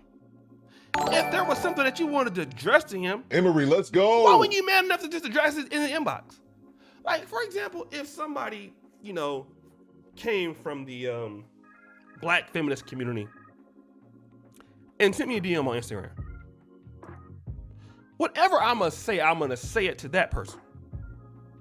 I'm not gonna just come in, you know, to the whole community of people and start calling them, you know, bitch ass people and all that sort of stuff. You know, these things that you're saying. So I don't like O'Shea's content. Is relatively uncalled. I know it's blasphemous, but you know, just saying boring to me. Okay, I'm gonna deal with that person themselves. You don't even understand the community you're coming from. Let me show you the like button. Business content that we have, like the kind of stuff that you never talk about in your community. You know, because there's no ecosystem built in what you do. Like, it's just broke babble. All right, that's what you do. Broke babbling about nothing. Okay, that's kind of, and don't get me wrong, you have some few points here and there, but ultimately, you're a good YouTuber. But ultimately, it's broke babble. That don't make it bad or anything, that bad, but it is broke babble because it's like, you don't live what you're talking about. You're a hypocrite to your own message. So if you don't believe in nobody that listens to you, should believe it either. Broke babble. So guys, what do you think about? It's your boy, O'Shea Duke Jackson, back at it again. All right, thank you, Mr. Jackson. I'm laughing at Melon with steak prep joint. I wasn't expecting that. Salute to the squad. I appreciate everybody rocking with me, and salute to the new subscribers of the Do Better Squad. We growing. Bang! Bang! It's good. General, I salute you. I wanted to actually see. I swear we got like 100 new subscribers during the stream. I just wanted to take a look real quick. Salute to everybody kicking it with your boy. We've been going, shoot, we're about to close in on 3 hours now. Appreciate everybody rocking with your boy. Let's see. We less than 300 subscribers. Less than 300. I'll tell y'all exactly how many we need. That thing better go off before the show. I'm not ending this stream unless somebody else subscribe. 240 subs to 40,000, man. We're gonna get that. We're gonna get that before Monday. Before Monday's show, we're already gonna be a squad over 40,000. Next goal is 50,000. Appreciate having everybody here, especially when he says his intro. Oh, Melon, stop. I'm glad you didn't drop that in the middle of the show. You left that towards the end. I would have lost my mind if you would have said that in the beginning of the show. That's too funny. It's wrong, but hilarious. Let's see. Let me see this here. I think they got this a little too loud. It'd be louder in my ear than actually be on your guys' side. So salute to everybody. Glad to have y'all kicking with your boy on a Thursday. We made it. Good show. Says Jay Nelson, salute. Red Lipstick, let's go. Bang! Bang! It's good. Red Lipstick, let me know. Matter of fact, Red Lipstick, well, I got you. Let the chat know the next time you go live. Because I know I've seen a little bit of your content. I know you do like the panel style format. So let us know down in the chat what it do. Salty Fighter, right? What's good, bro? You came in right at the end, bro. We about to end it out, man. Salute to California, all my Cali boys out there. I forgot where's that. I'm gonna get another stream deck. Oh, and I hit the wrong one. I'm grooving. I hit the wrong one, man. My bad. California. Salute to all you guys. Let's see what she got in here. O'Shea smokes black in my house. Black. Yo, why y'all going in on O'Shea? Why y'all going in on O'Shea, bro? There we go, Shane Shields. Bang! Bang! Bang! It's good! I said I wasn't ending the show, so we got another subscriber. Salute to you, bro. Salute to you, Shane. I don't care what anybody says about you. You down for the cause, but how the fuck did we go down this rabbit hole with the hair? Facts, bro. That's crazy, man. This show has been an emotional roller coaster, man. We started off listening to Sharahzad Ali, preaching as always, was into it. Somehow religion got not only religion, but we got to talk about those pulpit pimps and people giving their money. And I legitimately got upset because I was reliving childhood arguments I would have with my mother about stop giving the church money because we broke as fuck. I was reliving things that I had. For a minute in the show, I got pissed off, bro. I got so upset. And then salute to the homie Pinball. I was just reliving, I'll be honest, I was just reliving trauma and shit I had from a kid, having these arguments with my mother as a teenager. Like, stop giving the church your money. We poor. They got mansions. They don't need your money. And I'm not even gonna get back there. I was so upset. And then, you know what happened? The homie Pinball rolled up and gave me a check call. He said he out in Miami, man. So always good to see him. That actually brought me down quite a little bit, man. O'Shea, would you say, PA? O'Shea Duke Jackson also looks like he grew his first tooth.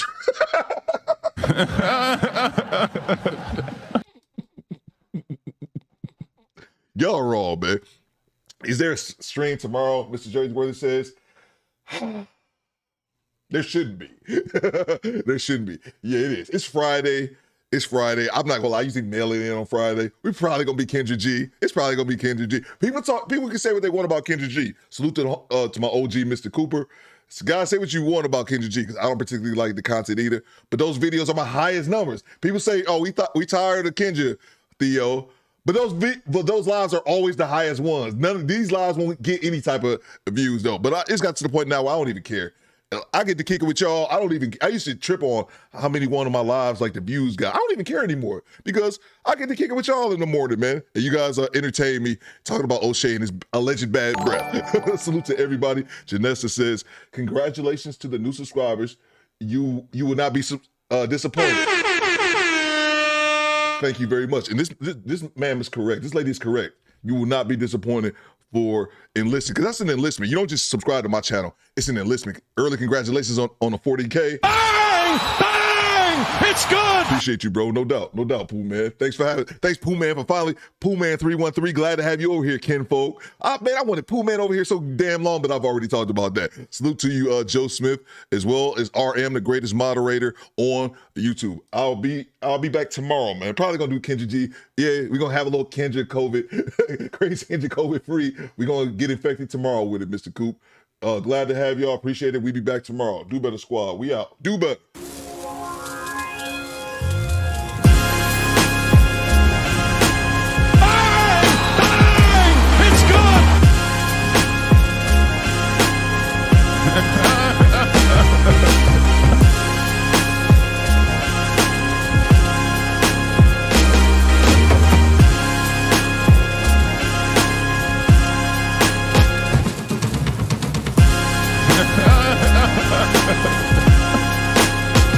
Goddamn right.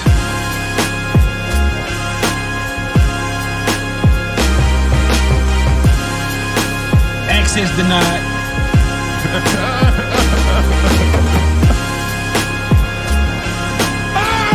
Bang! It's good!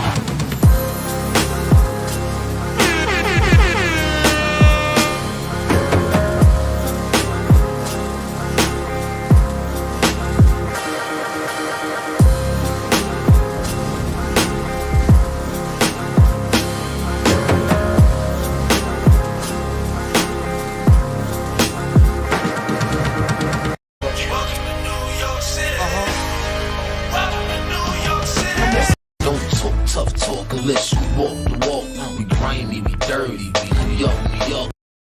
My nigga, my nigga. My nigga, my nigga. Boom shakalaka! Get to the chopper! 7 seconds. Get the big lad. We're gonna follow in 7 seconds. So just wait 7 seconds.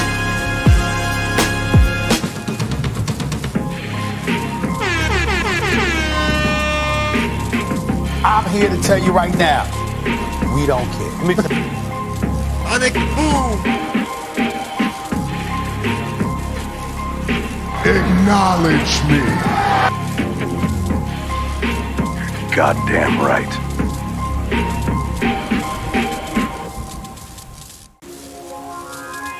Access denied.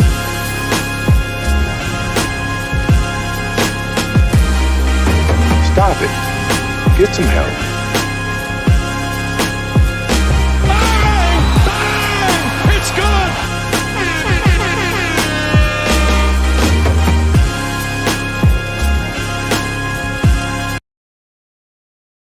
Bow to the masters.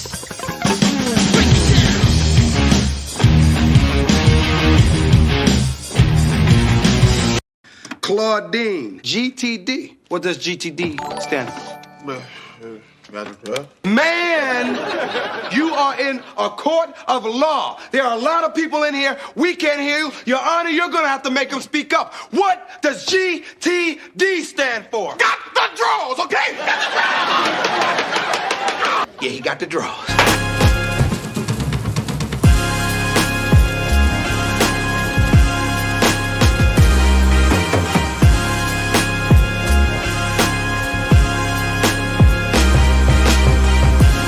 Abdul, get the rocks.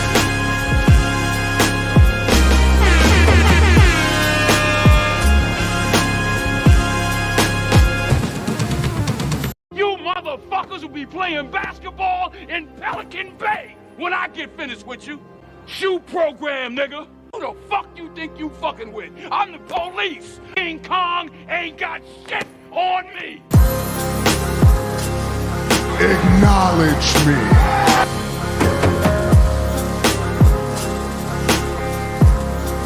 Goddamn right. Bang! Bang! It's good!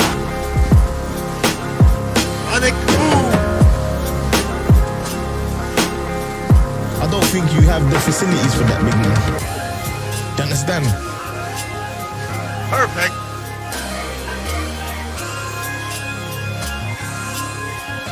What the hell is wrong with you people?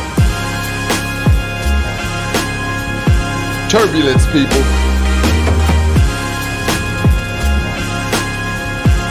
Look, fuck you, fuck the plane you flew in on, fuck them shoes, fuck those socks with the bell on it, fuck your gay ass fairy faggot accent, fuck them cheap ass cigars, Fuck your yuck mouth teeth. Fuck your hairpiece. Fuck your chocolate. Fuck Guy Ritchie. Fuck Prince William. Fuck the Queen. This is America. My president is black and my Lambo is blue, nigga. Now get the fuck out of my hotel room. And if I see you in the street, I'm slapping the shit out of you. Do you smell what The Rock is cooking? The Rock says, I didn't do this stuff. This is not me, y'all. I'm fighting for my life. Y'all killing me with this.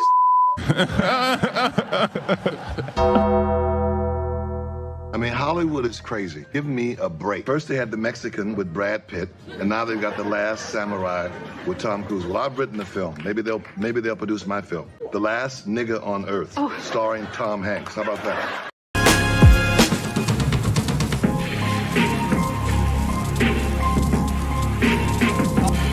Top of the morning, governor. That's right. It's Hunger biscuits and hot tea.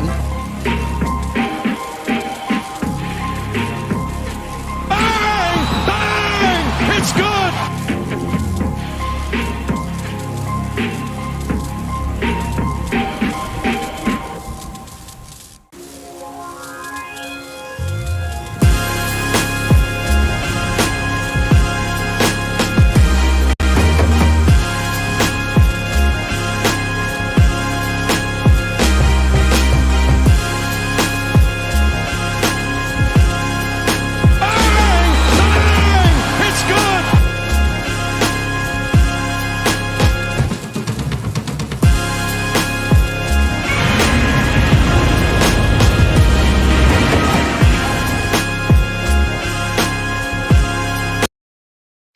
Wanna hate, lovers wanna love.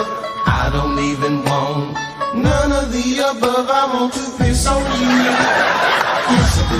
I'll piss on you. I'll pee on you. Teach a man how to squabble. Get that trigger next time, nigga.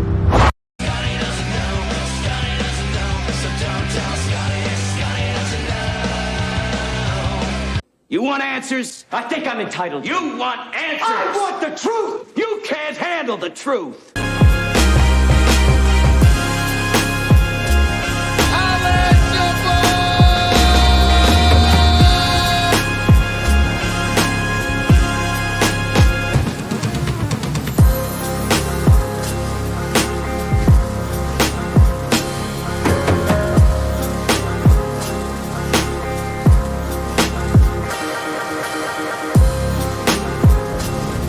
You know, he would step across the line.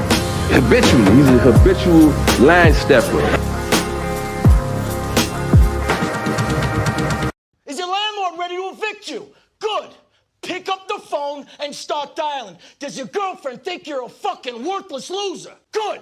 Pick up the phone and start dialing. I want you to deal with your problems by becoming rich. I'm like, fuck you and I fuck her too.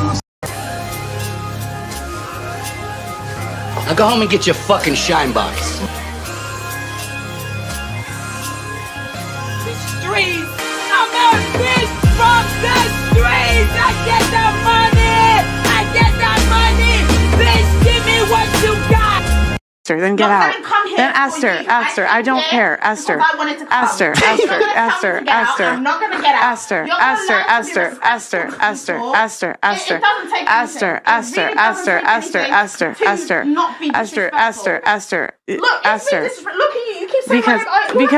Because you were being rude. I'm living on the air in Cincinnati. Cincinnati, WKRP. Cleveland! This is for you!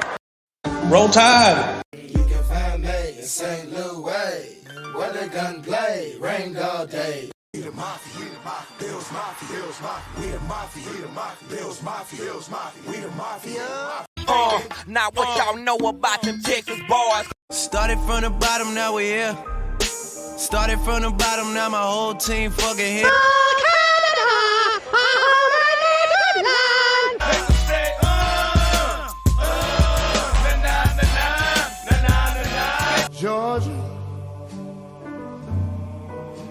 Georgia, Port of Miami, Port of McKinney.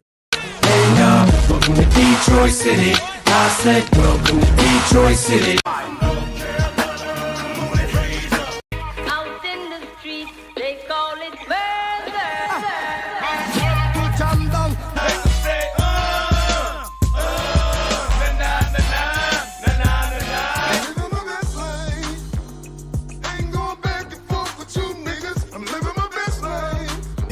H-I-L-L-Y.